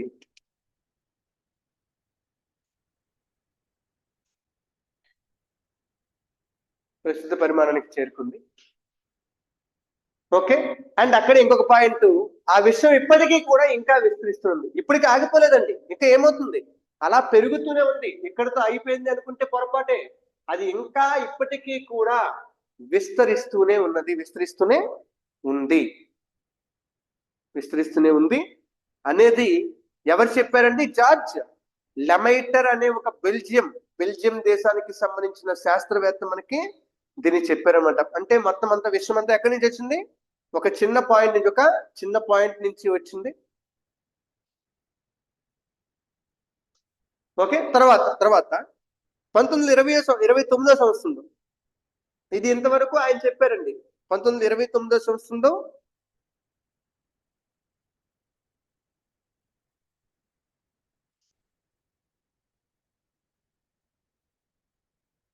అమెరికా దేశానికి చెందిన యుఎస్ఏకు చెందిన ఎడ్విన్ హబుల్ అండి. ఈసారి ఎవరండి? Edwin Hubble. అమెరికా దేశానికి చెందిన ఎడ్విన్ హబుల్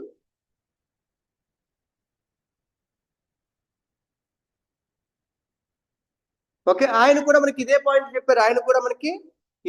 చెప్పారండి. అంటే ఏంటంటే ఆయన టైంకి మనకి టెలిస్కోప్ ఉన్నాయా లేవా? 1929 ఉన్నాయా లేవా? ఉన్నాయి కదా. ఓకే, 1929 టెలిస్కోప్లు ఉన్నాయి.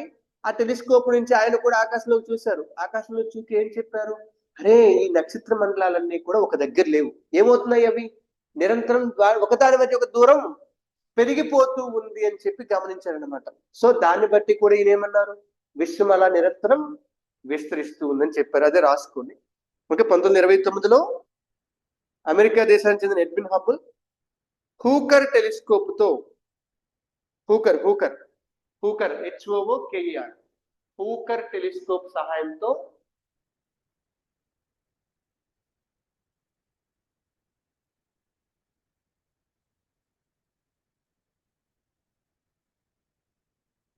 ఆకాశంలోకి చూసినప్పుడు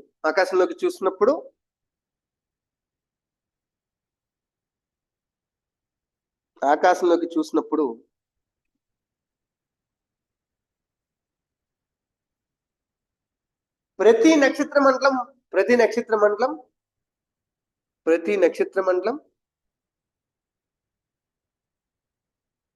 మన నుంచి దూరంగా వెళ్ళిపోవడానికి గమనించారు.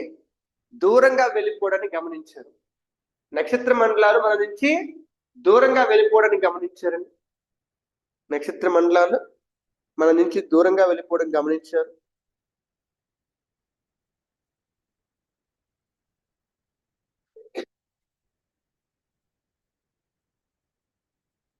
ఓకే, ఎందుకు ఎలా తెలిసింది సార్ ఆయనకంటే మీరు అనొచ్చు, అది దూరంగా వెళ్తుంది ఎలా తెలుస్తుంది అంటే, మనకి చాలా వరకు ఒక నక్షత్రం ఎంత దూరంగా వెళ్తుంటే దాని నుంచి, అంటే దాని యొక్క వేగాన్ని బట్టి మనకి వచ్చే కాంతి రంగు మారుతుంది. అంటే ఒక్కొక్కసారి మనకి అది వేగం ఎక్కువగా ఉన్నప్పుడు దాని రంగు ఒకలా మారుతూ ఉంటది అనమాట.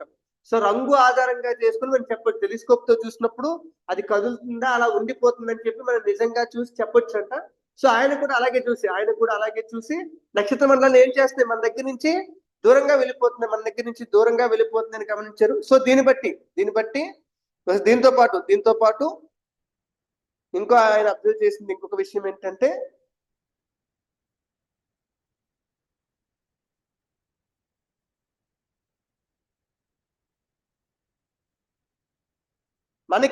మనకి దూరంగా ఉన్న నక్షత్రాలు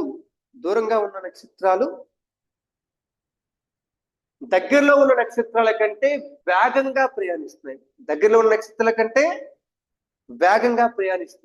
అంటే మనకి దగ్గరలో ఉన్నవి ఏంటండి, దగ్గరలో ఉన్నవి స్లోగా వెళ్తున్నాయి, దూరంగా ఉన్నవి ఇంకా ఫాస్ట్ గా వెళ్ళిపోతున్నాయి. ఎంత దూరంగా ఉంటే అంత ఫాస్ట్ గా వెళ్ళిపోతున్నాయి అనమాట.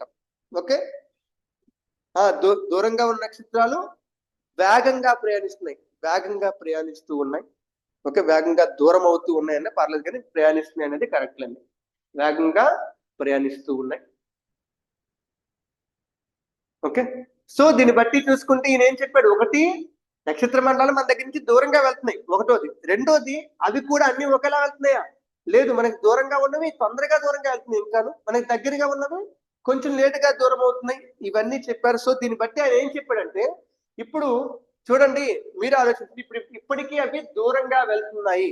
మనం ఏమంటాం మామూలుగా ఈ పోలీసులు కదా క్రైమ్ సీన్ రీకన్స్ట్రక్షన్ అంటారు. అంటే ఏం చేస్తారు, అక్కడికి వెళ్ళి ఇలా జరిగింది, ఇలా జరిగి ఉండొచ్చు అని చెప్పి మొత్తం వెనక్కి తీసుకెళ్తారు, మొత్తం అంతా కూడా వెనక్కి రీకన్స్ట్రక్ట్ చేయడం మొదలు పెడతారు.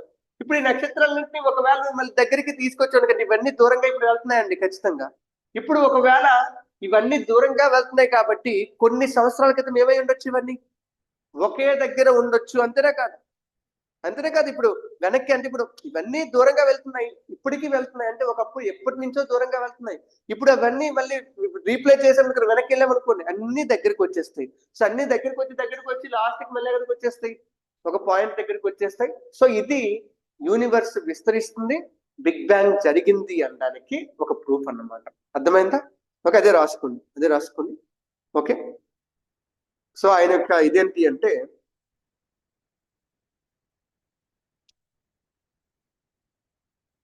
విశ్వం ఇప్పటికీ విస్తరిస్తుంది కాబట్టి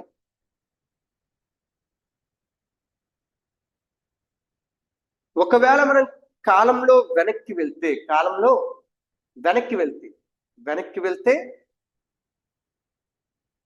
ఆ నక్షత్రాలు లేదా ఆ పదార్థం అంతా ఒకే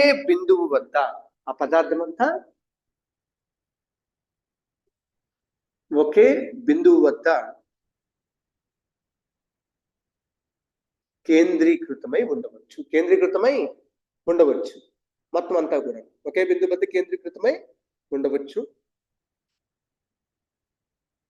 ఓకే, సో ఇది కూడా ఏంటి మనకి ఖచ్చితంగా విశ్వం విస్తరిస్తుంది, విశ్వం అంతా కూడా ఒక దగ్గర నుంచి స్టార్ట్ అయిందని అర్థం. సో ఈ ఇద్దరండి, ఒకరు కాదండి. ఓకే, ఎప్పుడైనా లెమాయిటర్ మరియు హబుల్ వీళ్ళిద్దరి యొక్క పరిశోధనల ద్వారానే మనకి విశ్వం అనేది విస్తరిస్తుంది. విశ్వం అనేది పూర్తిగా ఒకే బిందువు నుంచి మొదలైంది, అదే బిగ్ బ్యాంగ్. ఇదంతా కూడా మనకి తెలిసిందనమాట. సో ఎప్పుడైనా మీకు బిగ్ బ్యాంగ్ గురించి ఆన్సర్ రాయాల్సి వస్తే ఇద్దరు పేర్లు రాయాలి ఖచ్చితంగా, ఒకరి పేరు కాదు. George Lemaitre, Hubble. అంటే లెమాయిటర్ చెప్పిన తప్ప అంటే కొంతవరకు లెమాయిటరే కరెక్ట్ అవుద్ది. ఫస్ట్ ఎవరు ప్రతిపాదించారంటే లెమాయిటరే. ఓకే, ఫస్ట్ ప్రతిపాదించింది. బట్ దానికి సహాయం అంటే తర్వాత కాలంలో ఎవరి నుంచి ఇంకొక మ్యాటర్ యాడ్ అయింది, హబుల్ నుంచి మ్యాటర్ యాడ్ అయింది. సో వీళ్ళిద్దరి యొక్క కాంట్రిబ్యూషన్ లేకుండా మనకి ఈ సిద్ధాంతం లేదు, బిగ్ బ్యాంగ్ సిద్ధాంతం లేదు. సో దీని ప్రకారం చూసుకుంటే మనకి విశ్వం అంతా కూడా ఖచ్చితంగా ఒకే బిందువు నుంచి మొదలై ఉండాలి. అదే మనకి విశ్వం యొక్క ఆవిర్భావానికి సంబంధించిన బిగ్ బ్యాంగ్ సిద్ధాంతం. ఇప్పుడు మీకు ఇక్కడ కనిపిస్తుంది కదా ఇమేజ్, ఆ ఇమేజ్ ఏదో గొట్టంలా ఉంది అనుకోకండి నాన్న. ఓకే, అది గొట్టం కాదు, ఏం కాదు, అదే బిగ్ బ్యాంగ్ జరిగిన తీరు. అంటే ఇక్కడ మీకు ఏం చూపిస్తుందంటే విశ్వం యొక్క మొదలు నుంచి ఇప్పటి వరకు జరిగిన కాలాన్ని చూపిస్తున్నారు. ఓకే, సో విశ్వం ఫస్ట్ ఒక బిందువుగా ఉండేది ఏంటంటే, చిన్న బిందువుగా. కరెక్ట్ గా అక్కడి నుంచి ఏం జరిగింది, బిగ్ బ్యాంగ్ జరిగి ఏమైంది, ఒక్కసారి విశ్వం యొక్క సైజ్ ఏమైంది, పెరిగిపోయింది. విశ్వం యొక్క సైజు విపరీతంగా పెరిగిపోయింది. ఓకే, విపరీతంగా పెరిగిపోయి చూడండి, ఇది ఫస్ట్ విపరీతంగా పెరిగిపోయింది, కొంత దూరం వరకు విపరీతంగా పెరిగింది.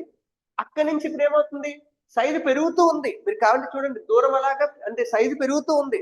కానీ ఎలా పెరుగుతుంది, చాలా స్లోగా పెరుగుతుంది. అంతేనే కాదు, స్లోగా పెరుగుతుంది. సో ఈ స్లోగా పెరిగిందంతా బిగ్ బ్యాంగా కాదు, విశ్వం యొక్క సైజు సడన్ గా ఎప్పుడైతే పెరిగిపోయిందో అదే బిగ్ బ్యాంగ్. సడన్ గా పెరిగిన ఈవెంట్ ఉంది కదా, ఎంత టైంలో జరిగింది చూడండి, సైజు ఎంత పెరిగిందో ఒకసారి అబ్జర్వ్ చేయండి. ఇంత చిన్నది మామూలు చూసుకుంటే ఇంత సైజులోకి ఎంత టైం పట్టుండొచ్చు, 1 సంవత్సరం పట్టుండొచ్చా, 1,00,000 సంవత్సరాలు పట్టుండొచ్చా, 1 గంట అయినా పట్టుండొచ్చా? చూడండి ఎంత టైం అంటే 10⁻32 సెకండ్లు. అంటే ఎంతండి, 10⁻32. అంటే సెకండ్ కూడా కాదు, సెకండ్ 10⁻32 వంతు అనమాట. అంత చిన్న టైంలోనే. ఓకే, ఇప్పుడు చూడండి కరెక్ట్ గా 1 సెకండ్ ఇక్కడికి, ఇది 1 సెకండ్ అండి. అంటే మనం చూస్తున్న విశ్వం ఈ సైజుకి రావడానికి కరెక్ట్ గా ఎంత టైం పట్టలేదండి, ఎంతండి, ఒకే 1 సెకండ్ పట్టింది. 1 సెకండ్ అనమాట. అందుకే దాన్ని మహావిస్ఫోటనం అన్నారు. అర్థమవుతుందా అన్న? ఆన్లైన్ గమనిస్తున్నారా? ఏమన్నా? ఎస్. ఓకే, సో ఒక సెకండ్ కాలంలో మనకి ఏం జరుగుతుంది, ఒక సెకండ్ కాలంలో మహా అయితే చూస్తే కళ్ళు మూసి తెరవగలం అంతే. ఓకే, అంతకు మించి ఏం చేయగలమా? ఒక సెకండ్ కాలంలో అంతకు మించి మనం చేసే పని ఏం పెద్దగా లేదు, పెద్దగా పొడి చేసేది కూడా ఏం లేదు. బట్ అలాంటిది ఒక సెకండ్ లోనే విశ్వం ఎంత పెద్దగా మారింది. అందులోనే ఆ టైంలోనే చూడండి, ఓకే, ఈవెన్ పార్టికల్స్ కూడా ఫామ్ అయిపోయి, ఏంటండి పార్టికల్స్ అంటే అణువులు ఏర్పడలేదు ఇంకా. ఈ అణువుల్లో ఇవి ఉంటాయి కదా, సబాటమిక్ పార్టికల్స్ అంటే ఏంటి, ఒక పరమాణు అణువులు అనమాట. ఒక పరమాణు కణాలు అంటే ఎలక్ట్రాన్లు, ప్రోటాన్లు, న్యూట్రాన్లు ఇలాంటివన్నీ కూడా మనకి ఏర్పడ్డాయి. ఏ టైం కండి, కరెక్ట్ గా యూనివర్స్ ఏర్పడిన ఒక్క సెకండ్ ఇవన్నీ జరిగాయి. ఆ తర్వాత ఏమైంది, యూనివర్స్ ఫస్ట్ ఏమో విపరీతమైన వేగంతో విస్తరించింది. ఏంటంటే విపరీతమైన వేగం, అనంతమైన వేగంతో విస్తరించింది.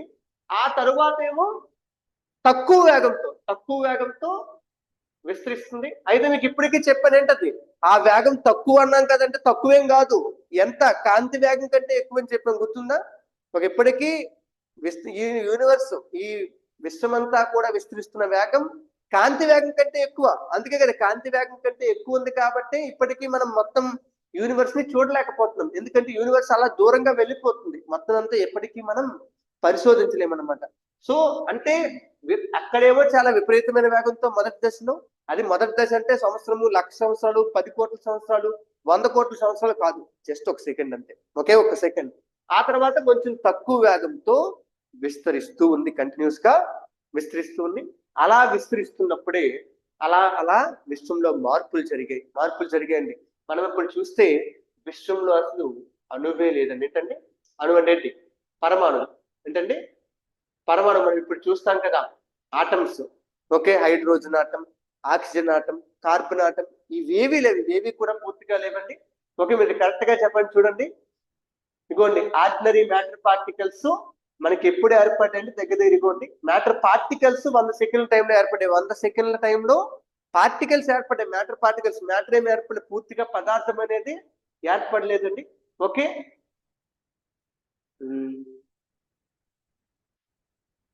ఇక్కడ ఇవ్వలేదా, ఒక చెప్తాను క్లియర్ గా, పాయింట్ అక్కడ కరెక్ట్ గా మెన్షన్ చేయలేదు. ఓకే, మనకి అణువు ఎప్పుడు ఏర్పడింది తెలుసు, అసలు మొదటి అణువులు ఎప్పుడు ఏర్పడ్డాయి తెలుసా యూనివర్స్ లో? ఈ బిగ్ బ్యాంగ్ జరిగిన దగ్గర 3 నిమిషాలకి, ఎంతండి, 3 నిమిషాలకి కేంద్రకం ఏర్పడింది. ఏం ఏర్పడింది, కేంద్రకం ఏర్పడింది. కేంద్రకం అంటే అర్థం ఏంటి, ప్రోటాన్లు, న్యూట్రాన్లు కలిపి ఒక కేంద్రకం ఏర్పడింది. దాని చుట్టూ ఏముంటే ఇప్పుడు 10 అణువులు ఏర్పడతాయి, ఎలక్ట్రాన్స్ ఉండాలి. ఎలక్ట్రాన్స్ ఉంటే అణువులు ఏర్పడతాయి. ఇంకా ఎలక్ట్రాన్లు వచ్చి కరవలేదు, ఎలక్ట్రాన్స్ ఉన్నాయి. బట్ మీకు తెలిసి చెప్తారు కదా, ఎలక్ట్రాన్లకి ఏంటంటే ఎంత శక్తి ఎక్కువ ఉంటే అవి అణువు నుంచి బయటకు వెళ్ళిపోతే లేదా, అంతేనా కదా? ఒక పరమాణుకి మనం శక్తి ఇస్తే ఆ శక్తి వల్ల ఎలక్ట్రాన్ ఏమవుతుంది, ఉత్తేజ స్థాయిలోకి వెళ్ళిపోయి ఆ అణువుని వదిలేసి బయటకు వెళ్ళి తిరుగుతూ ఉంటది అనమాట. మళ్ళీ ఆ శక్తి తగ్గిపోతే ఏమవుతుంది, లోపలికి వచ్చేస్తుంది. విశ్వం ఏర్పడినప్పుడు ఉష్ణోగ్రతలు అనంతమైన ఉష్ణోగ్రతలు, ఎంత అండి, అనంతమైన ఉష్ణోగ్రతలు. దగ్గర ఎంతలా అంటే ఉష్ణోగ్రతలు 5.5 బిలియన్ డిగ్రీల సెంటీగ్రేడ్ ఉండదు ఈ టైంలో. 3 నిమిషాల టైంలో ఎంత అండి, 5.5 బిలియన్ డిగ్రీల సెంటీగ్రేడ్ అంటే దగ్గర 550 కోట్ల సెల్సియస్ అనమాట. 550 కోట్ల సెల్సియస్. అంత ఎక్కువ ఉష్ణోగ్రతల్లో ఎలక్ట్రాన్ ప్రోటాన్లతో కలవలేదు. అంటే ఎలక్ట్రాన్ వేరేగా ఉండేది, కేంద్రకం వేరేగా ఉండేది. ఎలక్ట్రాన్ వేరేగా ఉండేది, కేంద్రకం వేరేగా ఉండేది. అయితే విశ్వం ఏమవుతుంది, మీరు చూడండి, ఏ వస్తువైనా విస్తరిస్తున్న కొద్ది ఏమవుతుంది, చల్లబడుద్దా, వేడెక్కుద్దా? వ్యాకోచించినప్పుడు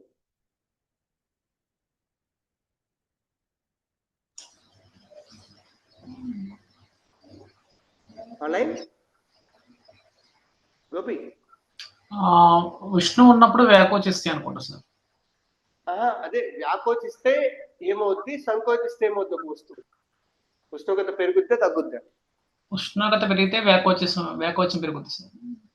ఉష్ణోగ్రత పెరిగితే వ్యాకోచిస్తుంది, ఓకే. బట్ ఒకవేళ వ్యాకోచం జరిగితే, ఉష్ణోగ్రత పెరగకుండా వ్యాకోచిస్తే, ఉష్ణోగ్రత సంబంధం లేకుండా కూడా ఒక పదార్థం వ్యాకోచించవచ్చు. పీడనం తగ్గితే కూడా వ్యాకోచించవచ్చు. ఓకే, అప్పుడు వ్యాకోచం జరిగితే ఏం జరుగుద్ది, అణువుల మధ్య దూరం పెరుగుద్ది, వస్తువు చల్లబడుతుంది. ఏంటండి, వస్తువు చల్లబడుతుంది. గుర్తుపెట్టుకోండి, ఏ పదార్థమైనా వ్యాకోచించింది అనుకోండి, ఓకే, అది చల్లబడుద్ది. ఏ పదార్థమైనా సరే సంకోచిస్తుంది. ఏంటండి, సంకోచిస్తుంటే అది వేడెక్కుతుంది. మీరు ఎప్పుడైనా అబ్జర్వ్ చేసి సైకిల్ టైర్ లోంచి గాలి వస్తుంది, ఒక మనం గాలి ఇప్పామనుకోండి, గాలి వస్తూ ఉంటుంది. అది నార్మల్ గాలి కంటే చల్లగా ఉంటుంది. ఓకే, మీరు ఎప్పుడైనా గమనించారో లేదు. ఓకే, నార్మల్ గాలి కంటే సార్ మీరు ఏమనుకుంటారు, గాలి వస్తుంది కాబట్టి చల్లగా ఉందేమో అనుకుంటారు మీరు. బట్ నా బయట గాలి కంటే చల్లగా ఉంటుంది. ఎందుకంటే టైర్ లోపల అది ఫుల్ గా ప్రెషర్ లో పెట్టుంది. ఎలాగుందని ఫుల్ గా పీడనం ఎక్కువ ఉంది టైర్ లోపల ఉన్నప్పుడు. బట్ టైర్ నుంచి బయటకు వచ్చినప్పటికీ పీడనం తగ్గిపోయి ఒక్కసారిగా వ్యాకోచించి చల్లబడుతుంది అనమాట. ఆ చల్లబడడం ఎప్పుడు మనకు కావాలని, ఎందుకంటే ఇది ఇంపార్టెంట్, గుర్తుపెట్టుకోండి.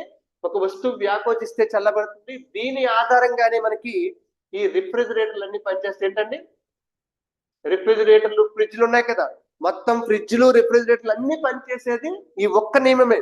వేడి ఒక వస్తువుని మనం వ్యాకోచింపజేస్తే, ఒక వాయువు ఉంది, వాయువుని మనం ఏం చేస్తాం, ఫుల్ గా కంప్రెస్ చేసి దగ్గరికి పెట్టాం. దగ్గరికి పెట్టిన వాయువుని ఒక్కసారి మనం లూజ్ చేసామనుకోని ఏమవుద్ది, అది వ్యాకోచించి చల్లగా మారిపోతుంది. దాని ఉష్ణోగ్రత తగ్గిపోతుంటది. ఒక వస్తువుని సంకోచింపజేస్తే, దాని యొక్క సైజుని మనం తగ్గింపజేస్తే, అలాగే అరుస్తుంటే, ప్రెస్ చేస్తుంటే ఏమవుతుంది, దాని ఉష్ణోగ్రత పెరిగిపోతూ వేడెక్కుతూ ఉంటుంది.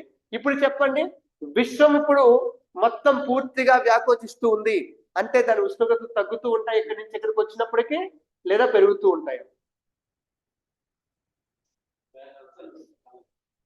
తగ్గుతుంది. ఓకే, ఎందుకంటే విశ్వం వ్యాకోచిస్తుంది కాబట్టి. గుర్తుపెట్టుకున్నానా, విశ్వం వ్యాకోచిస్తున్నంత కాలం వరకు కూడా విశ్వం యొక్క ఉష్ణోగ్రత తగ్గుతూనే అంటే విశ్వంలో అప్పుడున్న ఉష్ణోగ్రతలు కొన్ని కోట్ల డిగ్రీల సెంటీగ్రేడ్ ఉండేవి. ఇప్పుడు అంత ఉష్ణోగ్రత ఎక్కడ ఉందండి? అంత ఉష్ణోగ్రత ఉంటే మనం ఎక్కడ ఉన్నామండి? లేం కదా. సో ఉష్ణోగ్రతలు ఏమవుతున్నాయి, తగ్గుతున్నాయి. ఇంకా ఈ విశ్వం ఇంకా కూడా పెద్ద అవుతుంది అనుకోండి, ఏంటండి, ఇంకా కూడా విస్తరిస్తూ ఉంటది. అలాగే విస్తరిస్తూ సైజు పెరిగిపోతూ ఉంటది. పెరుగుతూ ఉంటే విశ్వం ఇంకా ఏమవుతుంది, చల్లబడిపోయింది. ఎంతలా చల్లబడిపోయింది అంటే ఇంకే నక్షత్రాలు ఏమీ ఉండవు. ఓకే, ఎంతలా చల్లబడిపోతుందంటే పూర్తిగా విశ్వమే అంతమైపోతుంది. విశ్వానికి అంతం ఉందా అంటే అంతం ఉంది. ఎప్పుడు తెలిసి విశ్వం అలాగా పెరుగుతూ పోతే, ఇప్పుడు బెలూన్ ఉందండి, బెలూన్ ఊదమన్నారు కదా అని చెప్పి నీకు నచ్చినంత గాలి వస్తే పెరుగుతూ ఉంటుందా? కొంత దాని పరిమితి వరకే పెరుగుద్ది. అంతకన్నా ఎక్కువైతే ఫట్ అని చెప్పి పెరిగిపోద్ది ఒకసారి. అంటే ఇది కూడా అంతే. విశ్వం పెరుగుతూ ఉంటే ఖచ్చితంగా అది చల్లబడిందంటే విశ్వం అంత పూర్తిగా చల్లబడిపోతే విశ్వం అంతమైపోయినట్టేనండి. సో విశ్వానికి కూడా అనంతం కాదు, విశ్వం కూడా అంతం ఉంది. అది ఎంత సైజు పెరిగితే అంత ఉందనమాట. అంటే ఏంటంటే అరుంధతి సినిమాలో పశుపతి అంటారు కదా, ఓకే నీకు అంతం ఉందిరా, నీకు అంతం ఉంది. ఓకే, ఎవరు చెప్తారు? జేజం చెప్తారు కదా. అలాగే ఇక్కడ కూడా విశ్వానికి కూడా అంతం ఉందన్నమాట. సో ఇప్పుడు మెల్లమెల్లగా ఏమవుతున్నట్లెక్క, ఇప్పుడు 3 నిమిషాల టైంలో కేవలము కేంద్రకము ఎలక్ట్రాన్లు వేరువేరుగా ఉన్నాయి. ఎందుకు? ఎలక్ట్రాన్ యొక్క ఉష్ణోగ్రత ఎక్కువ ఉంది కాబట్టి. బట్ మెల్లమెల్లగా ఏమైంది, ఉష్ణోగ్రతలు తగ్గడం మొదలైంది. తగ్గుతూ కరెక్ట్ గా ఏమైంది అంటే 3,80,000 సంవత్సరాలు గడిచాక, ఎప్పుడండి, 3,80,000 ఉన్నాయి చూడండి ఇక్కడ, 3,80,000 సంవత్సరాలు గడిచిన తర్వాత భూమి మీద మొదటి అణువులు ఏర్పడ్డాయి. భూమి మీద కాదు, విశ్వంలో మొదటి అణువులు ఏర్పడ్డాయండి. Ordinary matter particles. Okay, light తో విడిపోయి మనకి ఆర్డినరీ పార్టికల్, సాధారణ పదార్థం ఏర్పడింది. సాధారణ అణువులు ఏర్పడ్డాయి. ఒకే విశ్వంలో ఏర్పడిన మొదటి అణువులు ఏమవుతాయి? ఏ అణువులు ఏర్పడి ఉండొచ్చు? ఫస్ట్ ఏం ఏర్పడింది? హైడ్రోజన్ అన్న. ఫస్ట్ హైడ్రోజన్, తర్వాత హీలియం. ఓకే, ఇవి అలా పెరుగుతూ ఉంటే మనకి మిగతావన్నీ ఏర్పడుతుంది. మిగతావన్నీ కూడా అలా పెరుగుతూ ఏర్పడుతూ ఉంటాయి అన్నమాట. ఓకేనా? ఓకే, సో రేపు క్లాస్ చెప్తాము. వెయిట్ చేస్తాను, నేను టైం చూడలేదు, టైం చూడకుండా వేసుకెళ్ళిపోతున్నాను. ఓకే, మిగతా విజ్ఞానానికి సంబంధించిన మిగతా విషయాలు, ఓకే, నక్షత్రాల ఏర్పాటు, ఇవన్నీ కూడా రేపు క్లాస్ లో డిస్కస్ చేద్దాం. ఓకేనా?